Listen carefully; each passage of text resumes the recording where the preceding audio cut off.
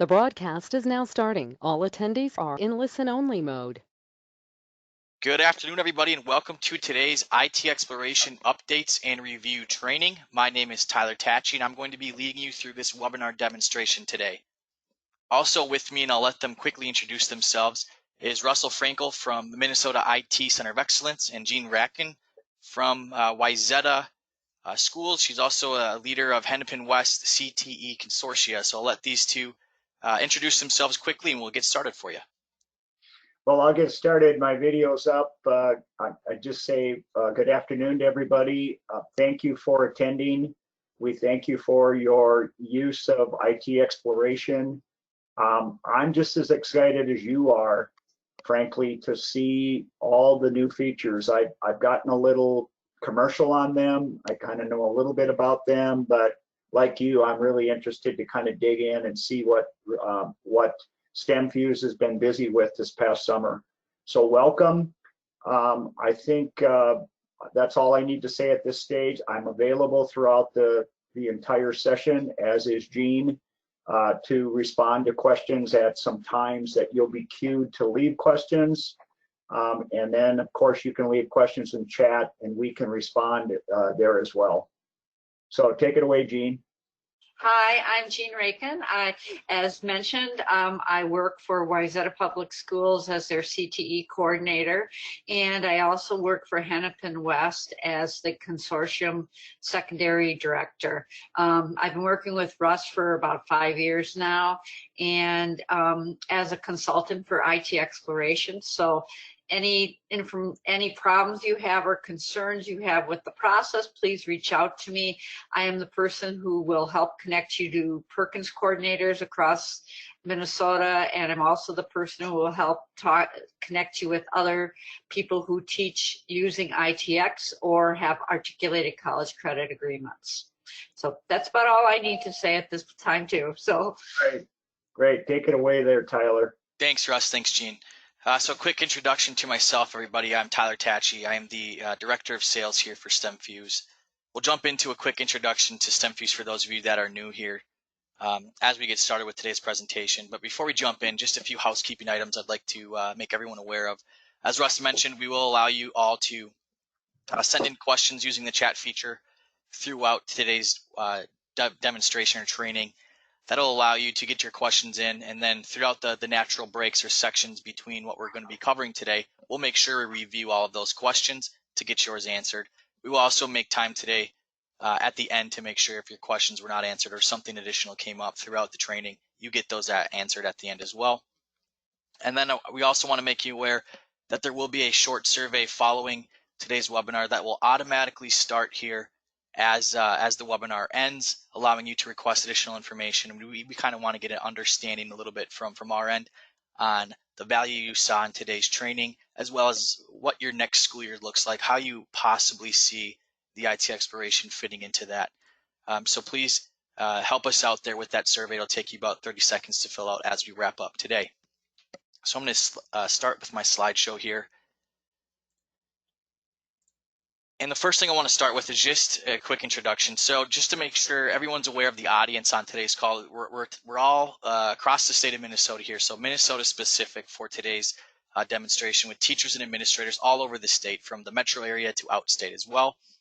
A lot of you on today's call already have access to your accounts, which is fantastic. And some of you are jumping on and trying to learn a little bit more and do not have an account set up with us at this point. So understanding that there's a large audience from in-state, outstate, you current users and users looking for more information today, we're going to try to tailor the presentation and make it flexible for all types of audiences. A quick introduction to the IT Exploration program. This program or the IT Exploration curriculum was developed in partnership between the Minnesota IT Center of Excellence, so Russ's group, Jean's group, and some of her staff and teachers have helped add the content to it. And then STEMFuse, being a K-12 curriculum provider of digital, STEM, and computer science curriculum, also played a part in the development and the hosting of the curriculum. The IT Exploration curriculum at a glance, or at a high level here, is designed to introduce students to various IT pathways and helping them build skills, competencies, and a portfolio of files along the way. So when we dive into the curriculum today, which we'll do in the second half of our demonstration, we'll take a look at those different areas and those different pathways, as we call them, in which your students will be exposed to. So a quick look at today's agenda. We're going to start with the changes and challenges. So understanding not only what last year threw you as educators, and we're talking about the pandemic and the changes and challenges that would correspond with that, but then taking a look at what STEMFuse here has done over the last few months since COVID hit to make our platform fully functional for a distance or blended learning environment. So we're going to take a look at the changes that have occurred and that are upcoming here for our Educate platform for the first hour and a half today. We will then jump into the IT Exploration Curriculum Review. For those of you that have a good handle on this, maybe you joined our June training or have joined a separate training with myself throughout the summer. You have a really good handle on the curriculum, and you're just here for the overview of the changes that are coming up to the platform. At that 1:40 or roughly around that time, you are definitely able to jump off at that point.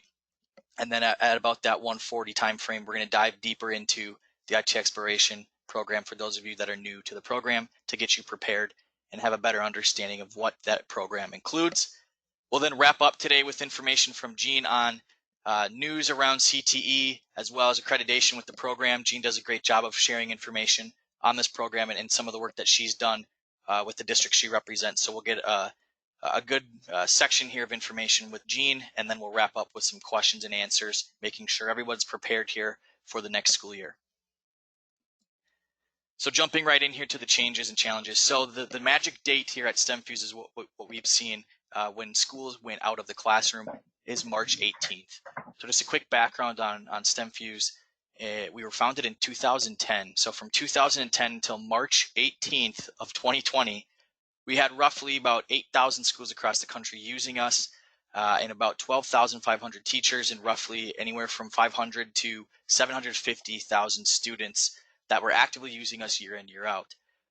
From March 18th and now about 5 months to today's date, we tripled our users. Now that is solely focused or solely because of the requirements that teachers were faced or the changes that you had to do when you moved out of the classroom, meaning you needed digital resources that would work in an online distance blended learning environment. So since we've seen that huge increase in just a short amount of time in terms of the users and the demands that were placed on you as educators, we've decided to make some changes to our platform to help you teach out of our platform a lot better. So some of the changes that you faced last year where it was the way you delivered content, right? You were forced out of the classroom instead of in class, were able to manage students in your traditional setting. You had to change the way you delivered the content so that in effect changes the way you were teaching your students and managing that classroom. And the changes that were recognized were also the class time and the structure of your schedules. They were no longer block schedules. You had to fit the needs of your students, meaning maybe they didn't have technology available to them at a certain time period. So instruction became delivered a little bit different, and your entire way you delivered content from the schedule that you were used to completely changed. So the challenges that would correspond with that are obviously communication. Having to communicate with your students when you're not in front of them and they're not in your classroom and they're spread out across your community with different access to technology is very difficult. Also, the training on how to use digital resources and how to use technology from both you as a teacher and the training required from your students to be successful in a distance learning environment was also a huge challenge that we noticed with our districts. I mentioned there the technology gap and how that kind of plays in hand with how to get content out to students and how to communicate with them. If they don't have access to technology, it's very difficult to communicate and get them access to content that is delivered online. So discussing the technology gap, and I know a lot of districts are using some of the CARES Act funding out there to provide internet, to provide more access to devices for their students, but that will still play a part here as we move into next year. And then also talking about student entry, meaning where students left off last year and where they're entering this year in regards to grade level standards and their understanding of the competencies, especially around the core subjects, is going to be extremely varied. It's going to be the most varied we've ever seen in 100 years in this country, simply because there's no standardized testing. There was no real requirements for the students in the last few months of the school year, in effect making them enter this year a lot more varied in terms of where they left off last school year. So taking all of that into consideration today, we're going to take a look at how STEMFuse has taken these conversations with our districts across the country and how we've created some new features and updates to our platform that'll allow you to kind of combat some of these challenges and help your students in a distance or blended learning environment. So we've updated the Educate platform to become now a fully functional learning management system. It's going to provide you everything, and in the parentheses there, and more that you as teachers will need for success in any learning environment. So we're going to jump in here in just a few seconds to a much better looking presentation that our content team developed for me. We'll walk through those changes, and then today, as we wrap up with the changes section, the updates section here of the training, we'll dive into the actual platform, discuss the next steps and the timeline there of when that platform will be released to you. So really quickly, for those of you new here, how does this work and how does this play into the IT exploration curriculum? So everything that STEMFuse provides, every subscription that STEMFuse provides, meaning a course subscription, includes access to the Educate platform we're about to jump into, as well as training, professional development, and year-round support. So through the partnership of IT Minnesota Center of Excellence and STEMFuse, IT Exploration, the subscription, is completely free for all Minnesota schools, meaning you get access to the IT Exploration curriculum, which is the STEMFuse course here that we're mentioning, our Educate platform, which is what we're about to jump into, that contains the learning management features for you, as well as training from myself, my team, as well as Russ's team, to make sure you're having success using the curriculum. So everything you need to teach, access to the platform and training is all included at no cost for you. One thing I do want to show you is that we do offer a full suite of additional courses K through 12. So if you are looking, or your school is desperately looking for resources to bring into distance or blended learning, we do offer a complete suite of CTE and STEM related programs that would be available K through 12 to assist your teachers with different subject areas that they're looking for, different grade levels that they're looking for. So for those of you interested in all the other programs we provide, we'd definitely be able to cover that with you today. So I just wanted to mention that quickly here. We do offer programs outside of this for additional grade levels, as I know this is a hot topic now as you're beginning to plan for next school year. So let's jump into the Educate presentation here and walk through the changes and the updates that we've made.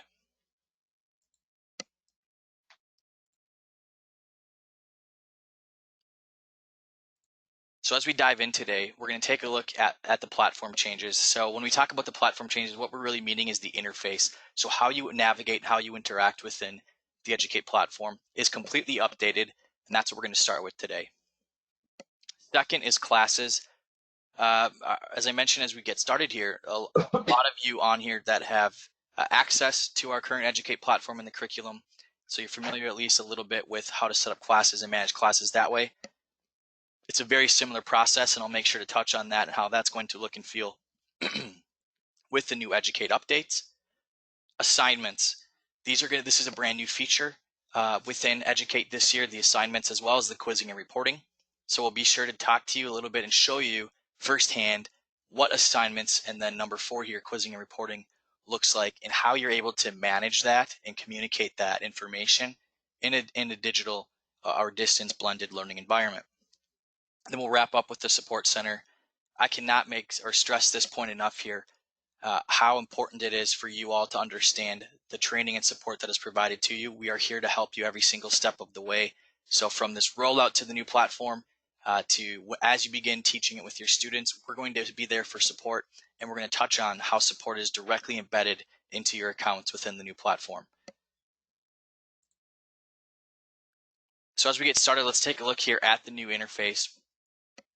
And I just want to hit the pause button really quickly. As I mentioned to you in that presentation, when we talked about the changes and challenges and the huge influx of users on our platform because of our content and the way it's delivered, we had a lot of time to compile feedback, to work with very influential educators, teachers that have taught our curriculum for many years, to talk to them about what their needs were, what they viewed was very important for them moving into the next year. So we definitely designed this and had teachers lead that design process here.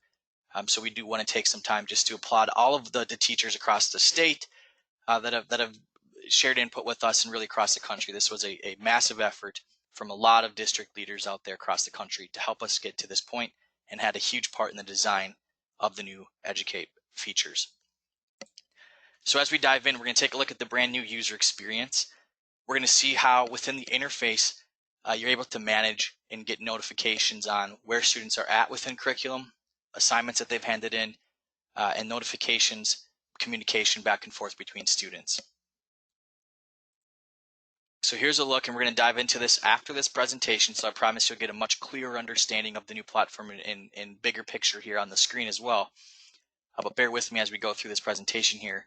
Here's your first look for most of you on today's call at the new Educate homepage.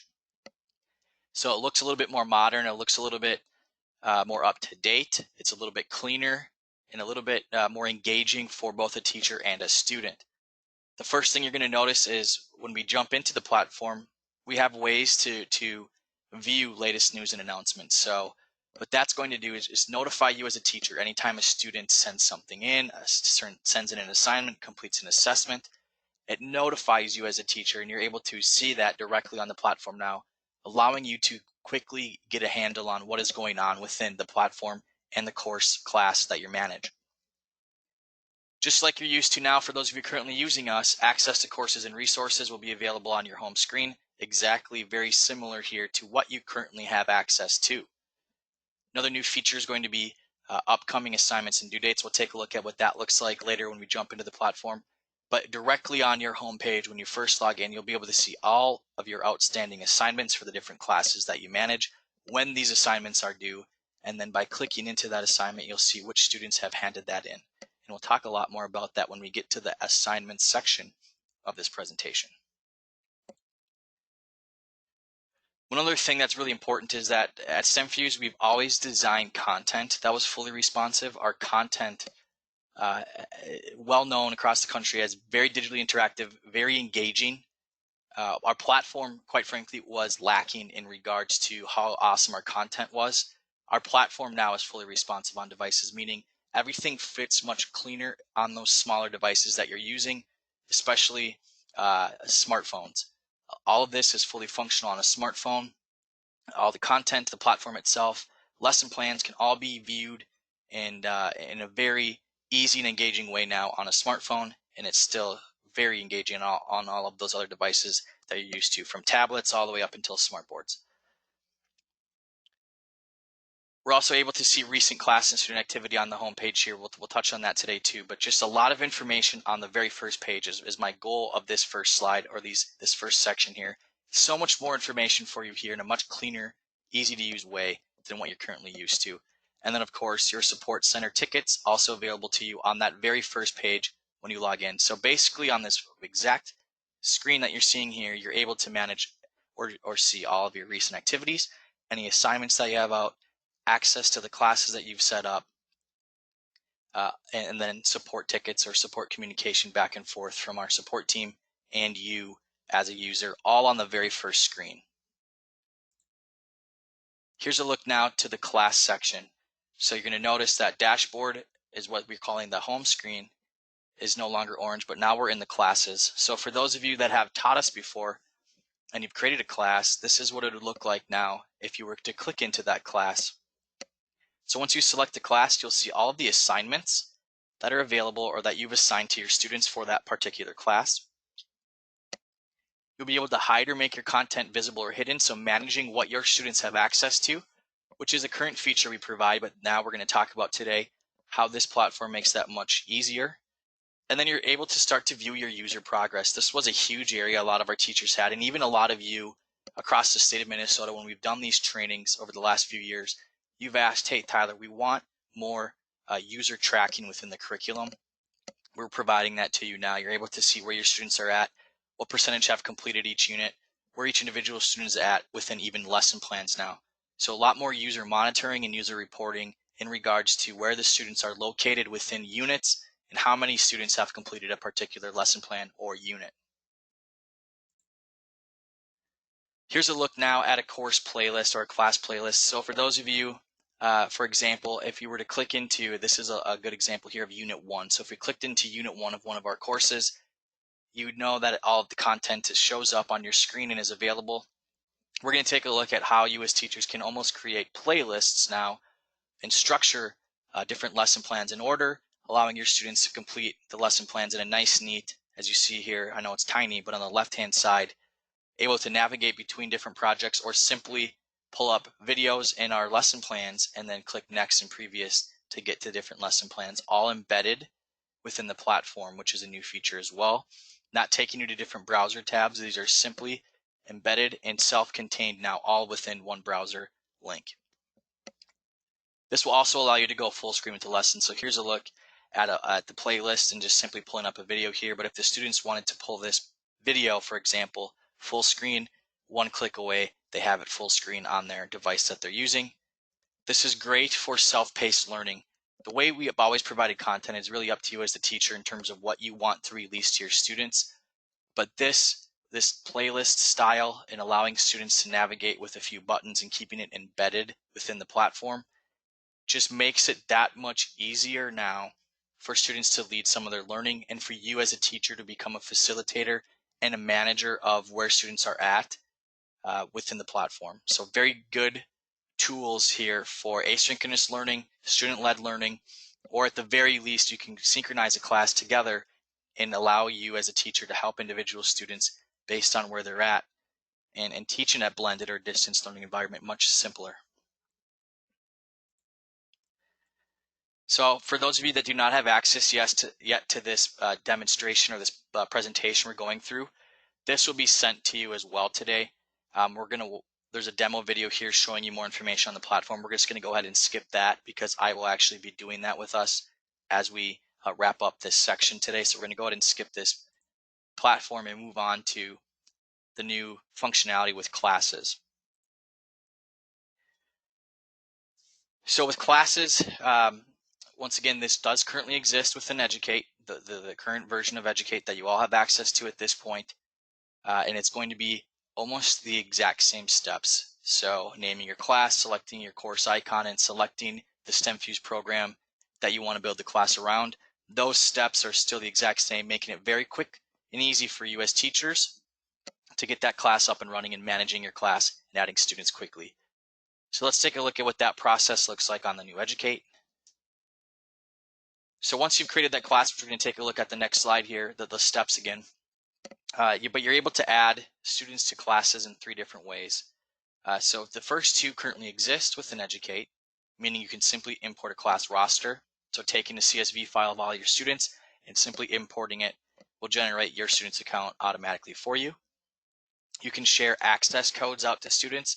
This is a very easy and quick way to set up students or have students set up their account. We'll walk through this on the actual platform today. This is how most middle school and high school teachers get their students set up, is through the access code. And then if your students already exist in the platform, maybe they're in multiple STEMFuse classes, instead of having to import them or send them invites, you as a teacher can add any existing student within your school with one click of a button, which will just simply connect students, as I mentioned, that are already set up within the platform. Maybe you're teaching Game It or some of our other courses, and instead of having to add them again, it's just one click and now they're connected to your class as well. So that's a new feature this year. We'll touch on that as well. So here's a look at the class setup page. Very similar, as I mentioned to you, very similar to the steps you take now. So we're going to give our class a title. So for example, today we're going to take out a class that is titled IT Exploration. You as teachers can name your class whatever you want. A new feature here is you're able to update your class description.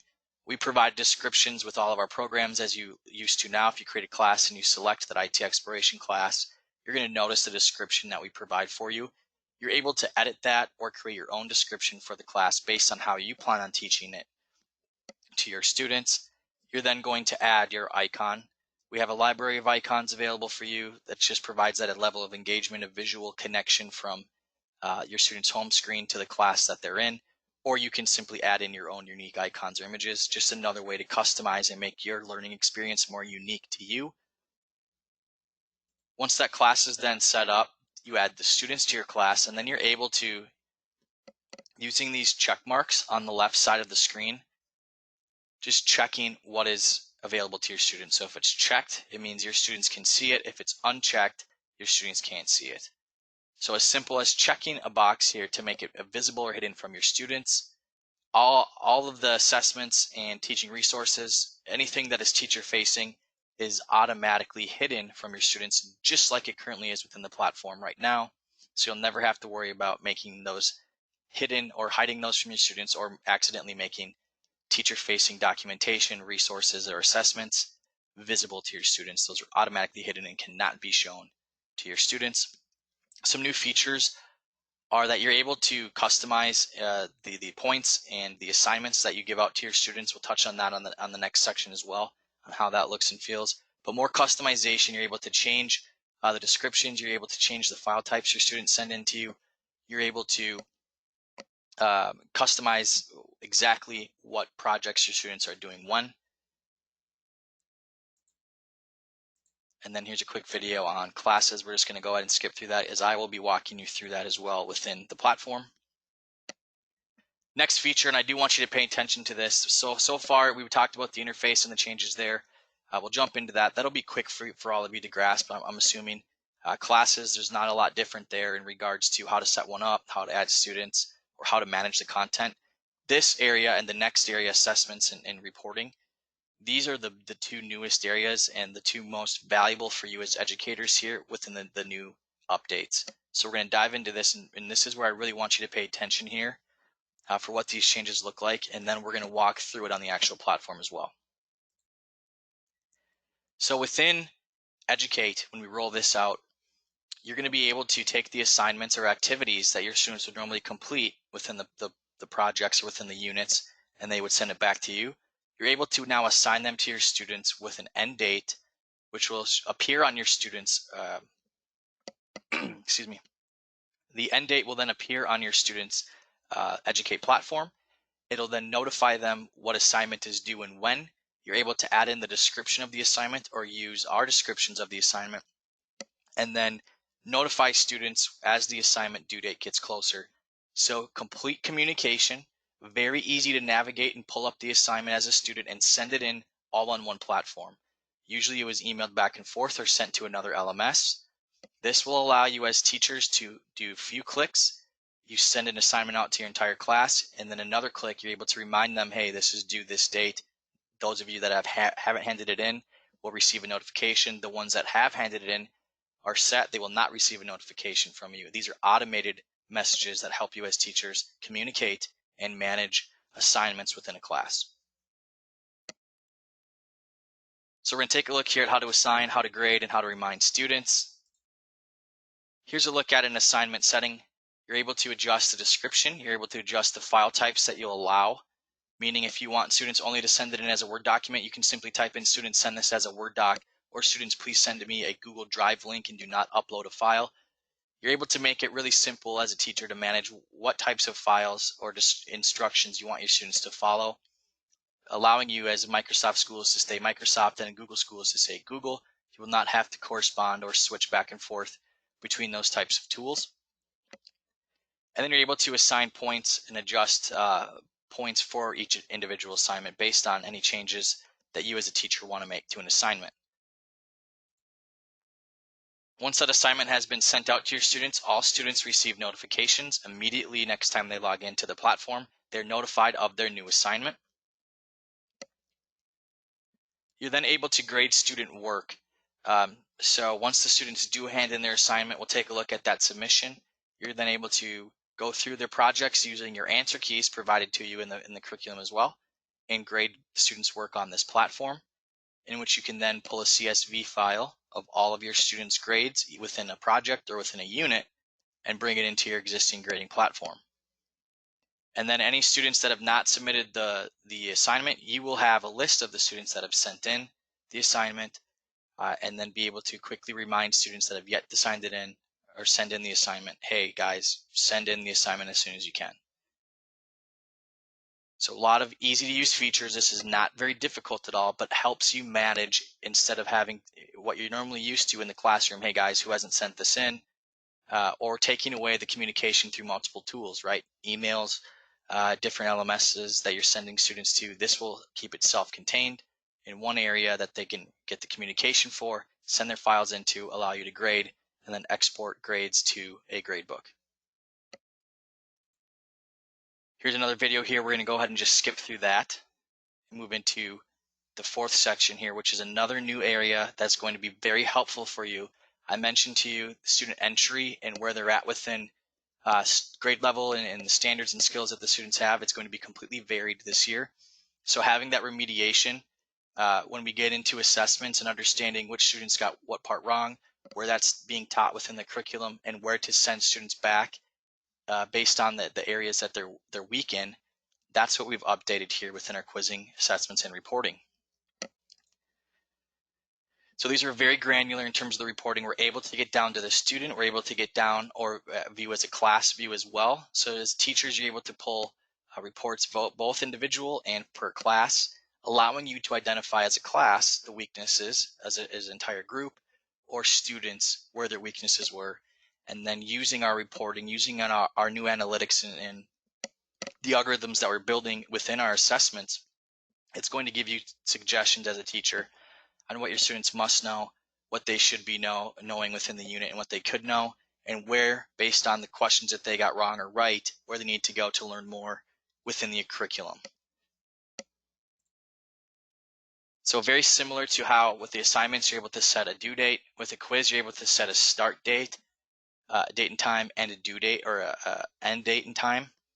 That'll help manage it and keep it from students cheating with one another. Setting a start time and an end time within the same class period makes it very simple for your students to have access and then remove access during that same day, just providing you as a teacher a more embedded and secure way of providing out an assessment. Once the students have completed those assessments, this will grade it for you. You're then able to access those reporting. So I mentioned to you reports for a class as well as individual students, and then sharing those reports is as easy as downloading it, sending it to your administrative teams, sending it to parents or guardians, based on student assessment reports and based on their grades within that assessment. So if you ever wanted to share reports with your administrative team, or once again a parent or guardian of the student, you can do that now within the new platform. So here's a look at the quiz. Once you have assigned the quiz, you're able to adjust the quiz settings. So meaning the date, time, the description. You're able to identify which students have completed the quiz, which students haven't, and then you're able to pull reporting of the quizzes, pull the class or the individual student report, allowing you to pull the grades as well as the remediation techniques and suggestions for you as a teacher.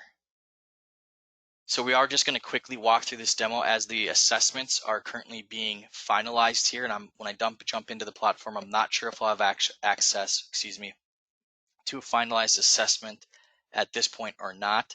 So just for the sake of time today, in case there's not an assessment in there that I can demonstrate for you at this time, I do want to walk you through this video and just show you the last the last 30 seconds or so.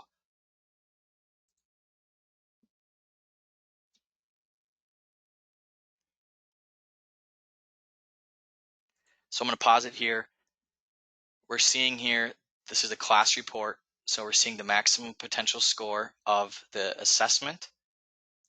And then we're seeing the average score of our class, the highest score of our class, or the highest score of a particular student, then the lowest score of a particular student. So this is a demonstration assessment here. Obviously, hopefully your students will test much higher than this. But the maximum score would be obviously what you as a teacher would have okayed. We already give you the maximum score, but you're able to change or edit your assessment grading. So maximum score would be the highest number your students could get. Average score takes the average score of all of your students. In this case, they've scored under 50%.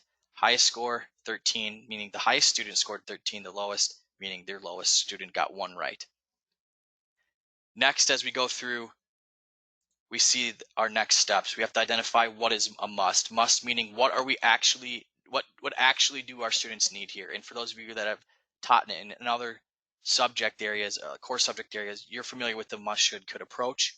This is nothing new. The only thing new here is that we've taken it and analyzed it within our assessments to provide you as teachers this information to help you remediate and get back your students back to where they need to be in regards to these assessments. So must meaning here's what my students must know within this unit. here's what my students should know, and here's what my students could know as it's taught within the unit. As we go down then, this is where we get into the analytics here. So we see all the different questions that the students were tested on. We list them by content, learning objective, cognitive level. And then we see here, these are multiple choice examples. We see the percentage in which our class answered, and then we see the correct answer in green. As we scroll through this and we see that 56% of our class got B, or excuse me, question 2 wrong, and the correct answer was C. Nobody answered that correctly. It's going to fire up a red flag for you as a teacher, letting you know, hey, that was a weak area for my class. 56% of the students guessed the wrong answer. Well, really it was more than that because 0% got it right.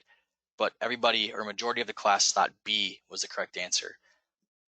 So now we have the concept, which was taught, the learning objective that was measured, cognitive level here, in which the students answered this question. The rest of this exam or report here, as we go through it, shows you each question breakdown, the different answers, why a student would answer what question, where to send the students back within the curriculum, all provided for you now. So then what you're able to do is search within the curriculum by a concept or a standard and take your students directly to those lessons that will help reinforce their weak areas within your classroom.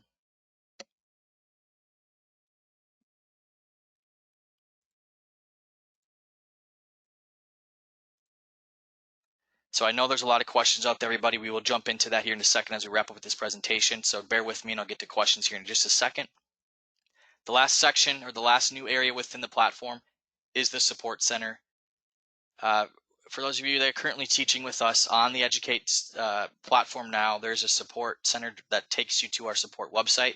These two, Educate and the support center, are directly integrated with each other now, meaning you're able within Educate to send in support requests and manage communication back and forth directly on dashboard.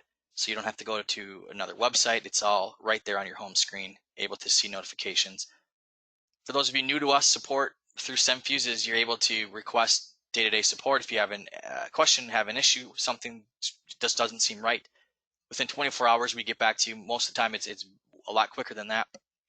And we'll walk through that process today as well, showing you the communication, what it looks like, and how you'll get notified within the new platform. So we're going to touch on notifications here. I'm going to show you exactly what that would look like when we dive into the platform after this. Smart Assist, our program has algorithms built into it now that'll help you or take you to frequently asked questions or take you directly to answers based on the questions that you've sent in. So as we continue to build this pipeline and build in the questions, our system will get smarter and start to navigate you or push you toward same questions that were asked and the responses back from our support team, automating that process or making it much quicker for you to get the answers you need, and then tracking your tickets and closing them out on the dashboard. Very simple, not overbearing by any means, just allowing you in one spot to understand where I'm at within my questions here, what's been answered for me, what hasn't, and what I can close out and remove from my dashboard. So it's the same process as it used to be. Now it's just available within Educate itself, allowing you to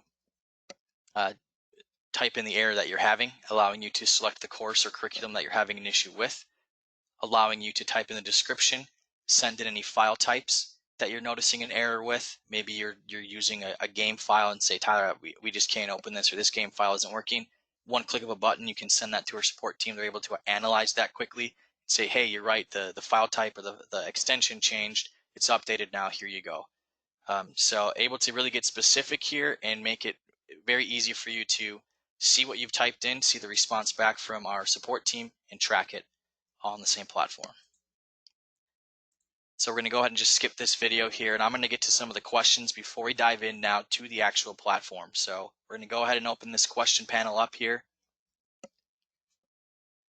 Angie had a question, will this slideshow be made available to us? Yes, 100% Angie, this will be made available to you. Will we be able to log in? We'll be able to see how long a student is logged in at any time. Angie, so yes, reporting like that will be available. I'm not sure if it'll provide you with the exact date and time of your students' logins. That's something I can check on for you. but I know a lot better reporting and a lot easier reporting based on the curriculum where your students are at is available for you. And then as those assessments and assignments are rolled out, those due dates and start dates for the assessments will help you make sure your students are where they need to be at the right time, helping you manage the time your students are logged in that way as well. Are there things I need to download for students or sites to make sure I need students to connect to? So Angie will touch on that too at the last portion or the second section of the training today in terms of the websites students use within the curriculum. So there are some websites you want to make available, but in regards to downloads, I do not believe any downloads are required for a majority of the IT Exploration program itself. So we'll make sure we touch on that and review the sites and the software that are required as part of the IT Exploration in particular. But for Educate itself, the platform we just reviewed, it's a web-based browser, no downloads required for that at all.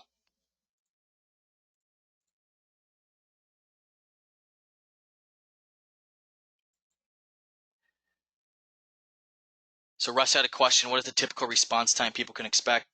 Russ, are you referring to the support, or are you referring to their questions in regards to their specifics today? Support will get back to you within 24 hours. And as I mentioned to you, most of the time it'll be a lot faster than that, just depending on the time of day in which you send in your questions. And then as I mentioned also, with the analytics and the algorithms that we're compiling here, especially when we release this, most of the time if your question's been answered by another teacher, it's automatically going to send you that response or the answer back, so which will speed up your questions a lot faster than having to wait for a manual process from our back end. So within 24 hours at the latest, much sooner, especially as this is released out to everybody. So let's take a look now at the actual platform. So here's a look at what you would all see when you first log in. So replacing completely what you currently log into, this educate.stemfuse.com, this will be the new Educate that you use. So what you were seeing here,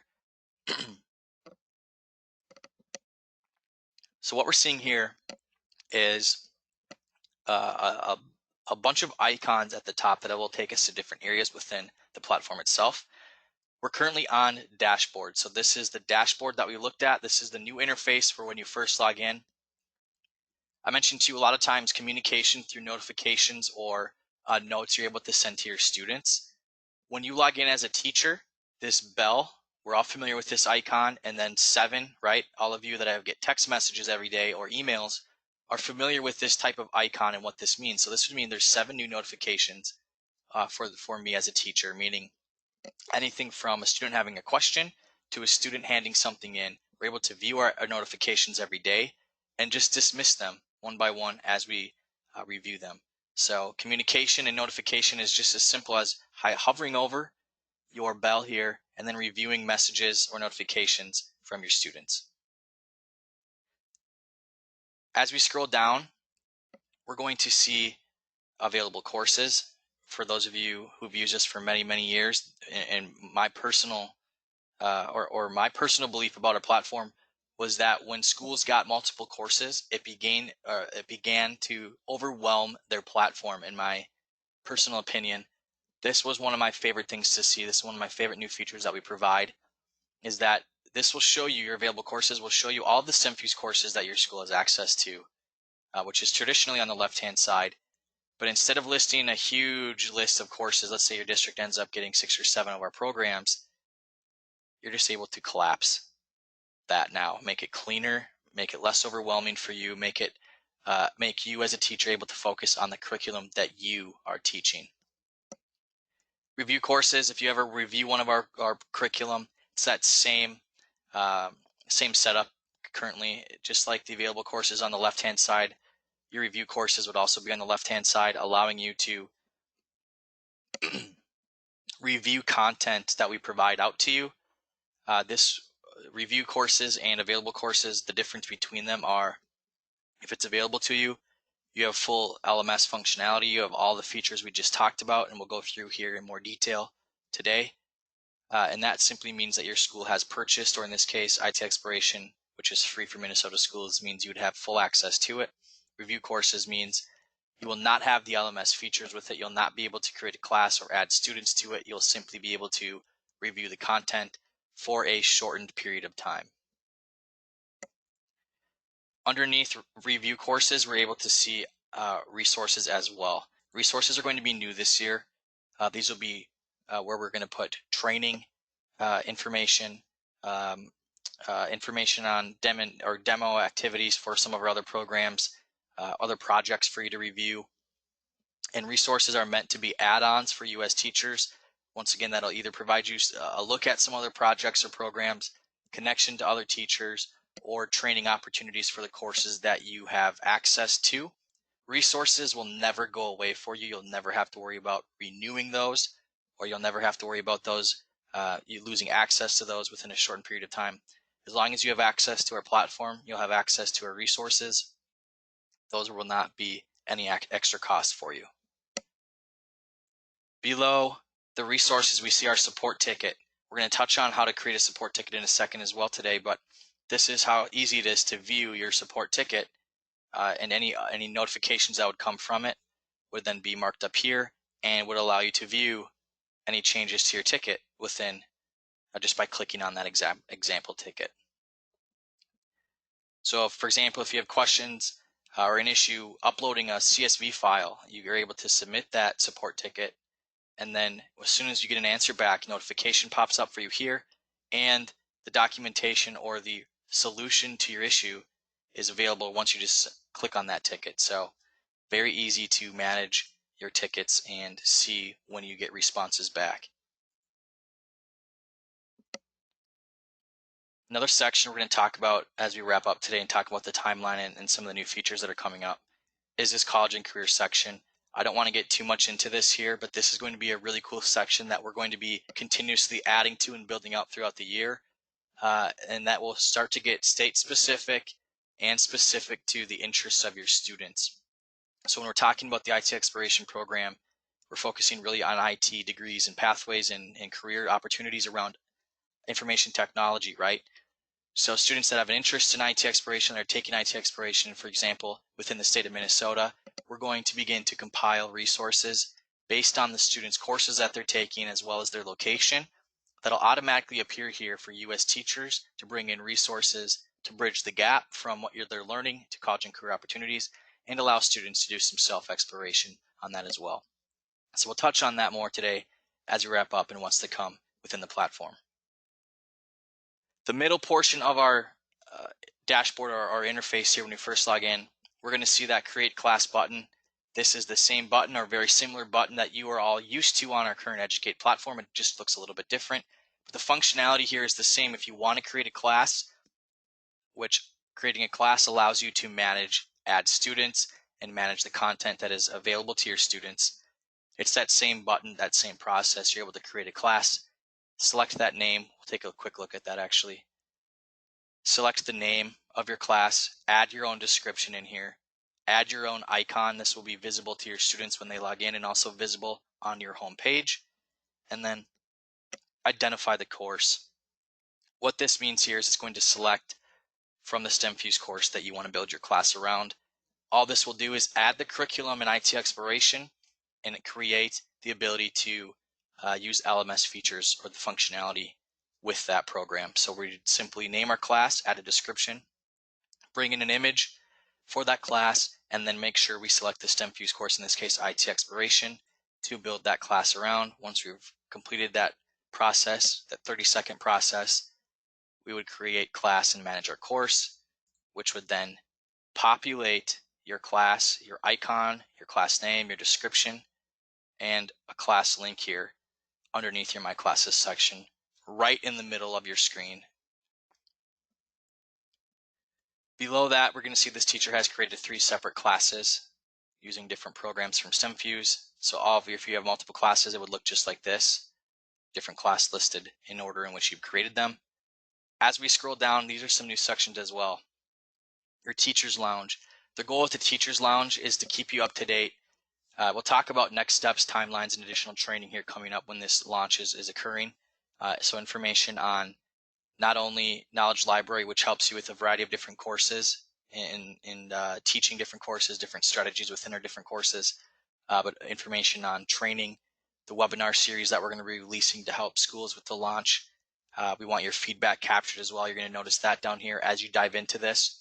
We mentioned to you that teachers and administrative teams across the country shaped the designs and the features and the updates to this platform.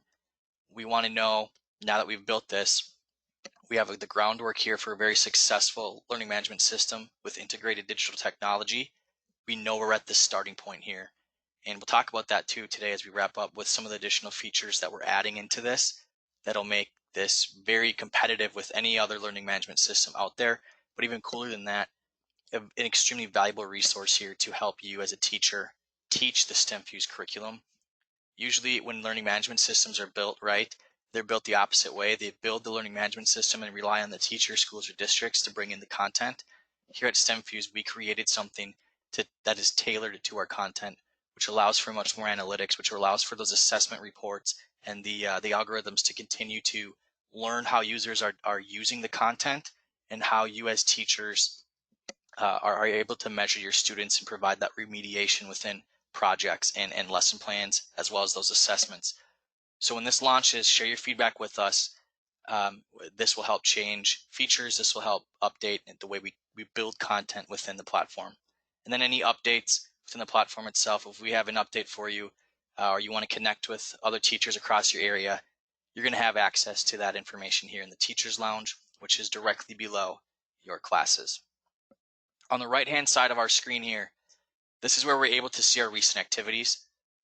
So you'll see a large list, maybe 3 or 4 of these as your students begin to hand in assignments or complete assessments. It'll just pop up here for recent activities. Or if you've assigned a lesson plan, or if you as a teacher have assigned a assessment out to your students, you'll see that in your recent activities right here.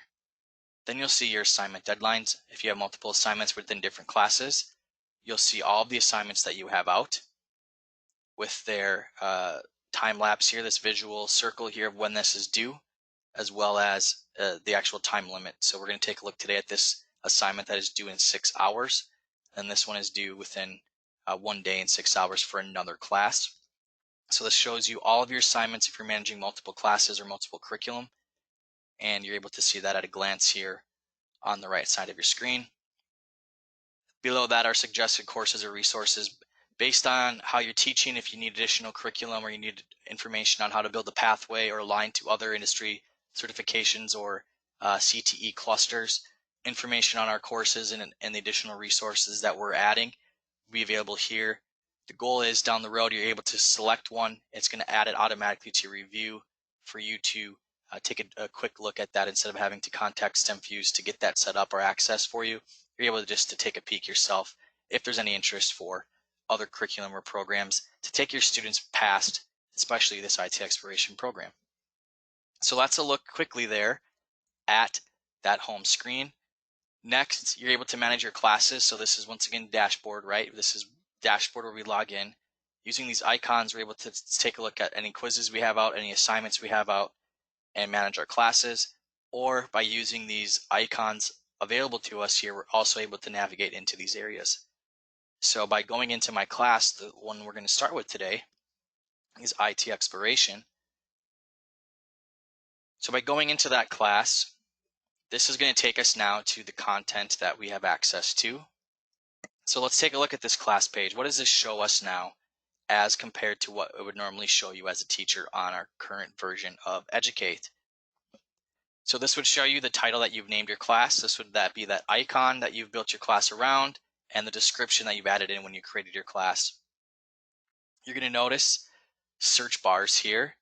This is a new feature that is finalizing its development, and we're very excited about that. This will allow you to search by standard, keyword, unit name, or material types, content types. So we'll touch on that today, what that means, how that will work. But this is another great resource for you as a teacher, right? When you get those assessment reports back and you're like, hey, geez, my teacher or my students really struggled with this particular concept or standard. Hey, let's type that in here. Let's find those projects again. And I got to actually take some time here with my students to reinforce that so they get a better understanding of it. What a great tool here that we've added in to simplify you finding that information within the curriculum.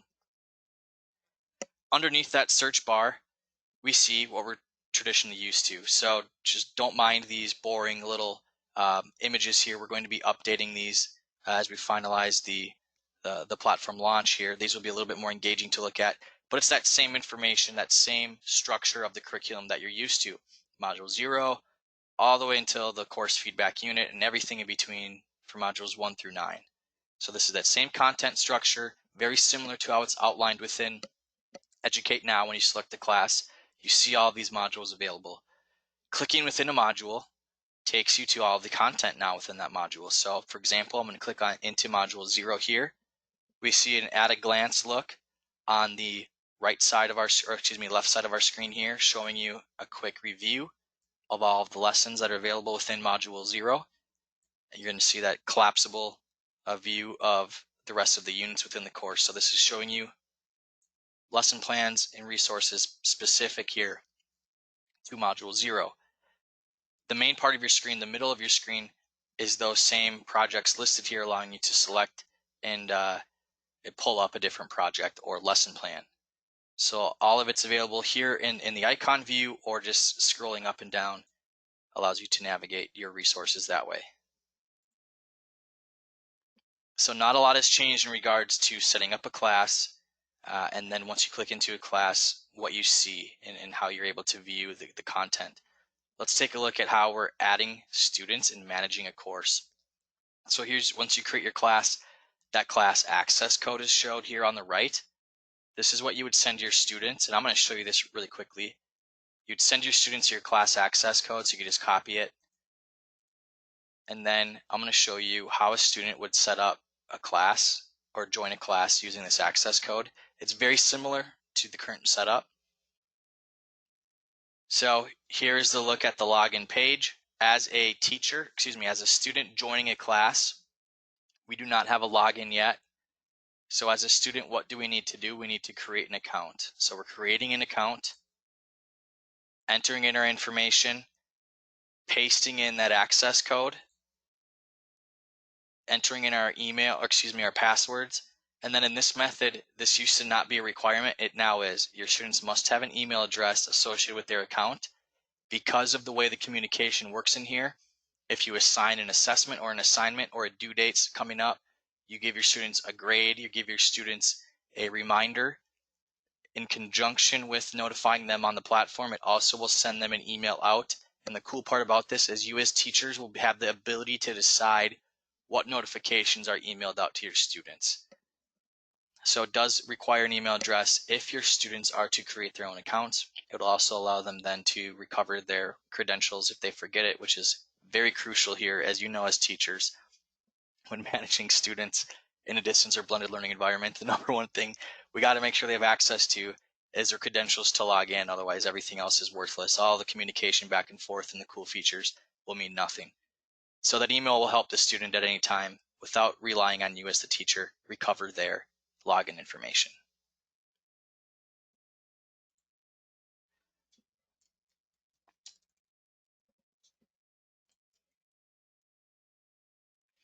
I'm going to log back in as my teacher account.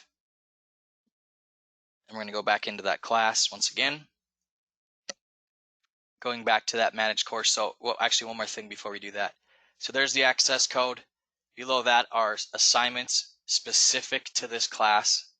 So specific to the students that are connected to this class, which we'll take a look at in a second, and specific to the curriculum that is available within this class. So if you have multiple assignments out at once for your students, you would see them listed here. Once you click on an assignment,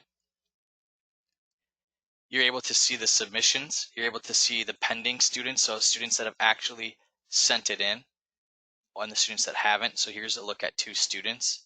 These students have not sent in their assignment. We're able to check these boxes, type in a reminder, hey, get this in. You have 5 hours to get this in. Send that reminder. It'll notify the students if they got a message when they log in their notifications, and it'll automatically email them and say, hey, it'll send them that text, hey, reminder that you have to turn this in 5 hours. And then as the students do send it in, you'll see your submissions here of each student, and then you'll be able to dive in and see the work that they've created, all on one platform now. So not taking you back and forth. Your assignments are easily managed with one click of a button, seeing who's turned it in, who hasn't. And then when you do see who's turned it in, you're able to click on the file that they've sent in to you, view that, grade that, assign a grade, and then pull a file if you need to, pull a CSV report if you need to, upload it to any grading book. Extremely simple. So I'm going to go back to my classes tab here. I'm going to go back into ITX. So just by clicking on that assignment, it took us directly to that page where we're able to see submissions, who hasn't turned it in, send reminders, grade, all on one click. Next to the classes is the managed course. So what managed course allows us to do here as teachers is this is what you're currently used to within the hide invisible features of our current platform. So making content accessible to your students or selecting content that you don't want your students to have access to yet. So what this shows us here is everything with this orange check mark next to it is visible to our students. Everything that is student facing as you create a class will be visible to your students. Okay, but you're going to see the ones that do not have a check mark next to them. These are teaching facing documentation, resources, or files that are meant to be hidden and always hidden from your students. So full teacher's guide, standard alignment, course pacing, assessment answer keys, project answer keys, that type of stuff is always hidden from your students. And then you're able to click uncheck, meaning this that does have a checkbox here. This is student facing, but if we uncheck it, students will not see it. Okay. You can do it for entire units. So for example, if I don't want my students to see module 0 at all, I just have to click this. When we launch this, it'll then uncheck all of the module 0 content for you, hiding module 0 completely from your students when they log in to connect to the class. Same thing with modules, with every single module or unit within our curriculum. You can simply select or deselect rather that module, then hides all the content from your students, all the student facing content, and then checking it pulls that entire module up. Or within the module 1, we're able to select what we have or provide access to our students, helping you really pace a class and really get students on target or where they need to be within a unit or within a full curriculum. Okay. One other thing you're noticing here next to the check boxes is the name of the lesson plans. That's exactly how they're named within the modules. And then the file types. These are going to be changing just a little bit here to make it a little bit more clear to you exactly what these types are. So we're going to have like teacher-facing material as one type. We're going to have assignments as we see here. This is a perfect example of another type. Lesson plans, which will be replacement for textbook learning, which is what STEMFuse specializes in as a company, through interactive presentations. We'll have videos, video content type. They're going to be labeled a little bit more clearly for you as we launch this. But assignments and assessments are going to have these settings next to them. So we talked about those being the new areas, right? Assignments and assessments. So when we have our assignments here, and let's go to module 1. This will give us a better example. We've already created an assignment around the art of email, so let's add one more assignment here. So assignments and assessments will allow you to have these settings that will allow you to select those deadlines, allow you to communicate with your students and send notifications, allow you to adjust what you're accepting in regards to the file types. So I'm going to click settings here for this assignment, and it's going to take us now to the assignment page where we can say allowed file types. We can say send in via Google or G Suite Tools, whatever you want to call it. G Suite Tools. Submission date. This is going to be due this Friday. So let's go August 15th, 2020. We can assign a time if we want. Let's do 10 a.m. Extended deadline. This allows you, if you want students to send this in late. So if you wanted like them to say, hey, it's due Friday, but if you get it in Sunday, that's fine. Some teachers will have extended deadline periods. We're not going to have an extended deadline with this one. And then we're going to click save.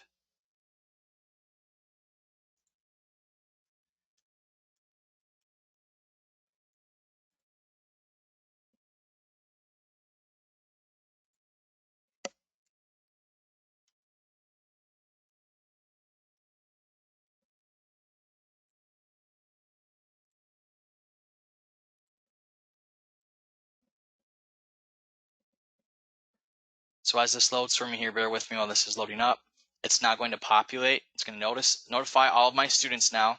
This activity, this assignment now has been sent out to my students. It's going to notify them of that due date, notify them of the instructions for it as it's listed within the curriculum.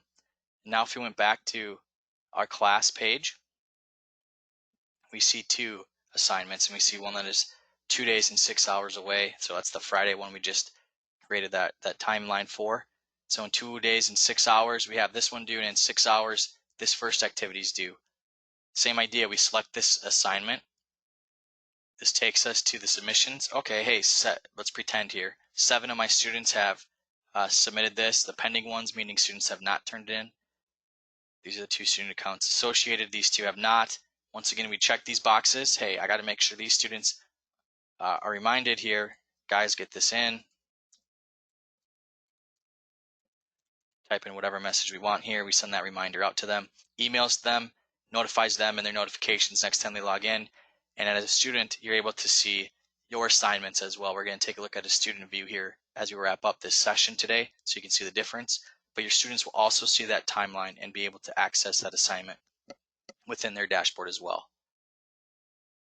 So assessments and assignments will work just like that. You set a date, you set a time in which you want to end that, and assessments will have the added feature of a start time as well. So releasing that to the students, and then they're able to take that, you're viewing submissions and sending reminders, directly communicating with your students within the platform. Next, we can go to members. This is where you're going to import your students via CSV. If you don't want them using that access code method we walked through, you'll be able to import them with the CSV file, or selecting existing students. This will show you all of the student accounts that are available within your school. You can say, oh, hey, I have 5 of these kids that already have accounts. I'll click this button here and then just quickly pull them into your class. It'll be 2 clicks and you're pulling in existing users that were set up by another teacher, or if the student created the account themselves, and then adding a student directly in to your class.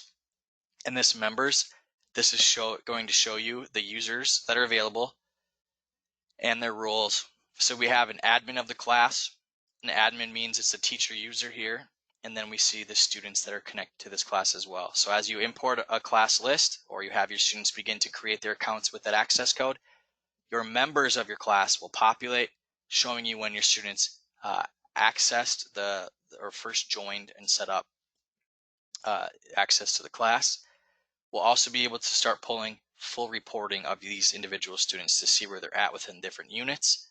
So these operations will begin to be updated, and then you'll be able to pull reporting on your students, edit your student access, or remove a student if they've left the class directly on your members page.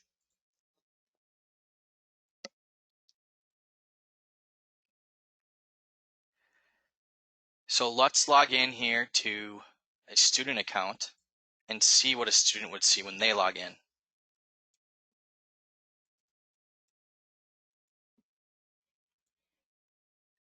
So it's going to look just a little bit different here from a student's point of view.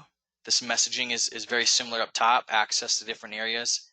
We're going to see students don't have access to support. Only teachers will have access to communicate back and forth with our support. And then, but students will still have access to go to the dashboard. This is what we're seeing here. Manage their classes or jump into their classes. We'll take a look at that, any assessments and quizzes, and then assignments that they have out. However, as we've talked about so far, these different sections will be available also through these different icons here. So we're going to see this student has access to only one class. It's the IT exploration class that we created. If a student had multiple classes going on at the same time, multiple classes would appear here, allowing the student to click into the class and view the content that is visible to them. We'll take a look at that. And then we see assignment deadlines. Hey, this is exactly what the same view we just saw as a teacher, right? We have these activities that are due in 6 hours. We have this another assignment here that is due in 2 days and 6 hours. So we're able to manage that and view those directly on this assignments icon here on the left side of our screen as a student. Let's go into classes now and take a look at what students see. Very similar view as what we saw with the teacher, right? We saw the name, we saw the icon, we saw the description that the teacher would put into this. We see our assignment deadlines for the students. We're able to submit our assignments directly by following these instructions here. So let's click on that. We can drag a file here. We can add a Google link. We know this teacher for the other example said only accept Google files. So as a student, I'm going to see that here, and I'm only going to send in my Google Doc or Google Slides or Google Sheets, whatever Google tool we're using with that assignment, and link it here, and then click Submit My Assignment.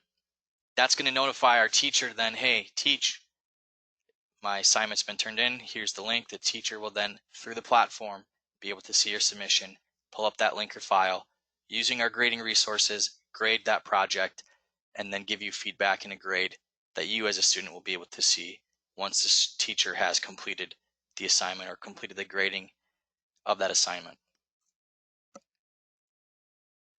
Outside of the assignments that are due and assigned to students, let's take a look at just the navigation of a unit. So let's go into Module 1 as a student. And once again, this is only going to be, we're only going to see what our student, or excuse me, what our teacher allows us to see. So I haven't hid anything from our students yet. Our students have access to every student-facing document. And we're able to navigate here using this playlist that would be structured by the teacher using those checkboxes that we looked at. Or I can just use these different icons here in the titles below and click on an activity or a lesson plan. Once we select the lesson plan, very similar to what we saw with the previous version of IT Exploration or any one of our other courses, is once you select it, it pulls up the lesson plan. So I mentioned to you, it's going to be self-contained and embedded here. It's not going to take students out to multiple browser tabs. You're not going to have 6 or 7 browser tabs open if they're completing different activities. It'll all be self-contained, nice and neat for them within one tab. We're able then to navigate through the lesson right here, selecting the different areas, learning as we normally would within a STEMFuse lesson plan. We're able to bounce around back and forth within one browser tab to different activities. Or as I mentioned to you, the full screen mode, pulling this up full screen, takes away the left-hand side. All of those other projects there are gone and allows us to focus on the lesson plan at hand and begin to interact with these different sections and learning within a lesson plan.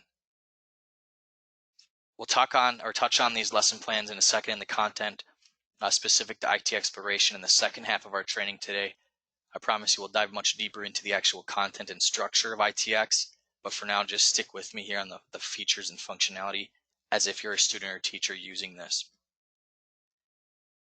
So to go back to the class, we just select Module 1 up here. It's going to take us back to Module 1 where we started. We're able then to jump into an activity. We know this is the activity that was assigned to us as a teacher. We know this Art of Emails activity is the one we have to complete, so we can pull that up here, read our directions here, see what we have to complete, answer as part of this assignment. We can then complete this using digital tools. We'll touch on that today as well, how these can be provided to you as students and how teachers can get these provided to in either Microsoft Word docs. This is a PDF here, or a Google Doc that'll be edited or available digitally. And then your students would simply be able to interact with these resources, these assignments, filling them out digitally, and then sending them back to you as a teacher through that submissions area that we just went through within assignments, linking it to you, able to grade these projects using answer keys. So as we wrap up with the functionality, let's dive in here to the next steps within the platform, and then we can let those of you that are comfortable with the curriculum go, and then we'll dive into the actual curriculum in the second half here. So let's talk about the timeline of when this is going to be launched out. So we're on a hard timeline here. We know school's getting close. We know we got to help our educators prepare. We know there's some significant changes here, and there's going to be a little bit of a learning curve. So what are we talking about in terms of launch and what's to be expected and available to you? 8/19, 1 week from today, every current customer, the next time they log in, all of their classes, courses, access to curriculum, student accounts that they've set up will be integrated into this new platform, and the old platform will then be gone from you. Okay? So any preparation, any work that you're currently doing to set up your class, to add students and to manage it, meaning the content that is visible to your students, that will all transfer over for you, and it will be nice and neat and ready to go in that new Educate that we just looked at. Anyone that's interested or currently reviewing, and I know some of you today don't have accounts set up or are interested in learning more about STEMFuse and the IT Exploration curriculum, you will be able to schedule webinars with us. You'll be able to view content on our current platform, and then that will transfer over for you as well. And then, especially with IT Exploration, as it's free for all of you, we're not really going to be in that review period with you. You don't have to review something before you have access to it. You can just simply, with IT Exploration, request that access, and that will transfer over for you as well. So all reviewing districts or current customers will have complete access to Educate and IT Exploration, and any work, any back-end setup or preparation that you've done will be transferred for you. So on 8/19, and actually a little birdie told me we're actually looking at a Monday launch here, but I'm just going to say 8/19 to be safe. It very well could be the 17th that we're ready to launch this out, but 19th to be safe. But once we're switched over, training and PD will look like this. We're going to have various webinar sessions scheduled throughout various dates and times. That'll be bite-sized. We're talking here about a 2.5-hour training today. The trainings we're looking to do on the new platform are going to be broken down into 25-minute sections with 5 minutes for question and answer, and they're going to be on different sections or those different areas that we targeted today. So navigating, how to set up classes and add students, how to use assignments, how to use assessments, how to use support. We're going to break those down into 25-minute sessions, very easy for you to schedule and jump in and dive in when it fits your schedule. And those are going to be scheduled out all the way out until November. Also included at launch will be available directly on the platform, extremely detailed documentation on the new updates. So the changes that have occurred, the different navigation and changes for those of you that are current customers, how to get started, how to read some documentation to help you with the assessments, with the notifications that you're getting, things like that, as well as our awesome video tutorials that are available now on our current platform as well, helping you with quick 2 to 5 minute videos learn different functionality or different features within Educate. So real webinar sessions with the STEMFuse representative at various times, and then recorded video tutorials and documentation directly on that platform. And then of course, support, connection, and communication with our support team via your Educate account as well, live to go, ready to go at launch. So we understand the learning curve. We understand it's going to take you maybe a few training sessions to really get the handle of it, but we're completely here to support you, and we are beyond thrilled to offer you a lot of these necessary features as we move into the craziness of what next year is going to bring for us. So before we wrap up, there's one thing I do want to mention is the new features that we're going to be adding throughout the year. So there's a lot of awesome features available now. One area we're going to be targeting, especially within Minnesota, is buffing up that college and career section, gathering more content and more partnerships with state college systems or different state colleges to gather information relating to the content that STEMFuse offers, and in your case, specific to the IT curriculum, IT Exploration curriculum. Just getting that information on the different colleges and what their degree offerings look like. Also information on the growing IT industries across the state and across the Midwest, and then information on Minnesota companies within IT industries that are growing, that are hiring, internship opportunities, or just basic skill requirements that these positions require to be filled. Just bridging the gap and connecting your students to engaging material relating to that secondary or post-secondary opportunity for them as they begin their exploratory learning within IT Exploration and moving forward within your other CTE offerings within your district. Some other features we barely even talked about today is that you're going to be able to add in your own content. So I talked to you a little bit that this is a fully functioning learning management system. As we add in the other features, you will be able to add in other content. You'll be able to structure content if you have an awesome lesson plan that you use within ITX already. You'll be able to bring that into Educate Learning Management Platform. Or for example, if you teach other curriculum and you like the way Educate uses features for teaching and learning, you're able to bring in that content into Educate as well and create your own class without STEMFuse curriculum. And it allows you to manage and use the LMS features that way as well. And then we're also going to be both bringing in some digitizing tools to help you learn how to create digital instruction as well. STEMFuse is a specialist at digital creation and digital design within education. So we'll be launching a variety of different tools embedded into the curriculum to help you continue to digitize content and make it more engaging for your students, no matter what subject you're teaching. That will be part of some of the features that we're developing throughout the year. So at this point, I want to wrap up this section here of the new updates and what's to come and the timeline for Educate. I'm going to just pause here for a second to see if we have any questions. And then the second half of today's training will be a deep dive into the IT exploration curriculum.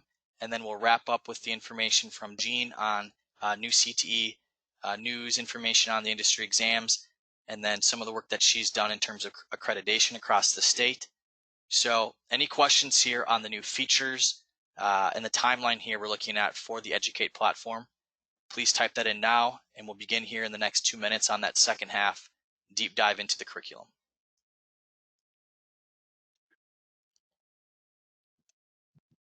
Tyler, while you're awaiting those questions from our audience, as I sort of listened in here today, I was thinking that perhaps the STEMFuse team was lounging this summer. It's obvious you have not been. You've been hard at work, and so we thank you really for these really incredible features. Now, I'm not a teacher, but I'm looking at this and I'm thinking, oh my, there's just such incredible sort of ease and a support for teachers to use this. And so I'm just, you're really curious from the perspective of teachers, how they view this now in comparison to the past. So if you have any comments that you'd like to make, anything that obviously you don't see that you were hoping to see, maybe now would be a great time to indicate that. Thanks. Yeah, and to Russ's point there, yeah, definitely features you're looking for, features you didn't see, features maybe you have you need some clarity on, please let us know. And then obviously, guys, we understand that was a lot of information thrown at you. Once you're diving into that too, we saw that section in the new platform to share your thoughts as you begin to transfer over and learn it and use it. So that's another opportunity there, even, with the limited time we have today, when you really get to dive into that too, you might have more beyond today. So this doesn't stop here today with your thoughts. We want to make sure that continues on as well.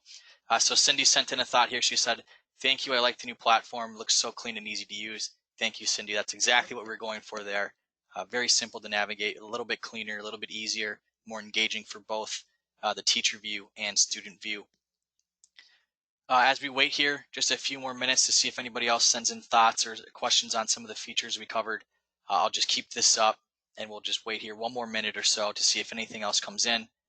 And then for those of you logging off at this section, if you're already familiar with the content, as I mentioned, will not be changing. Simply the way you provide it and use the features with it will be. So if you're very familiar with us, the content rather, and how we've built it and maybe you've taught it for many years, you're good to go at this point. Please fill out that survey for us though. It'll allow us to gather feedback on your thoughts, the value you found today, and allow you to get any questions or concerns typed in there as well. So we'll wait here one more minute and we'll jump into a review of the IT exploration curriculum.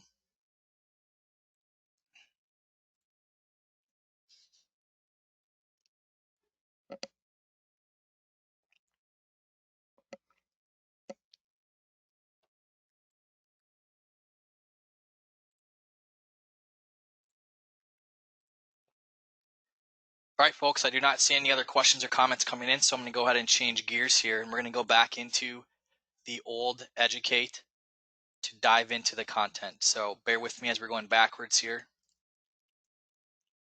But I know this one is fully functioning with the assessments, and I do want to show you the assessments today, which is why I'm switching gears to the old Educate.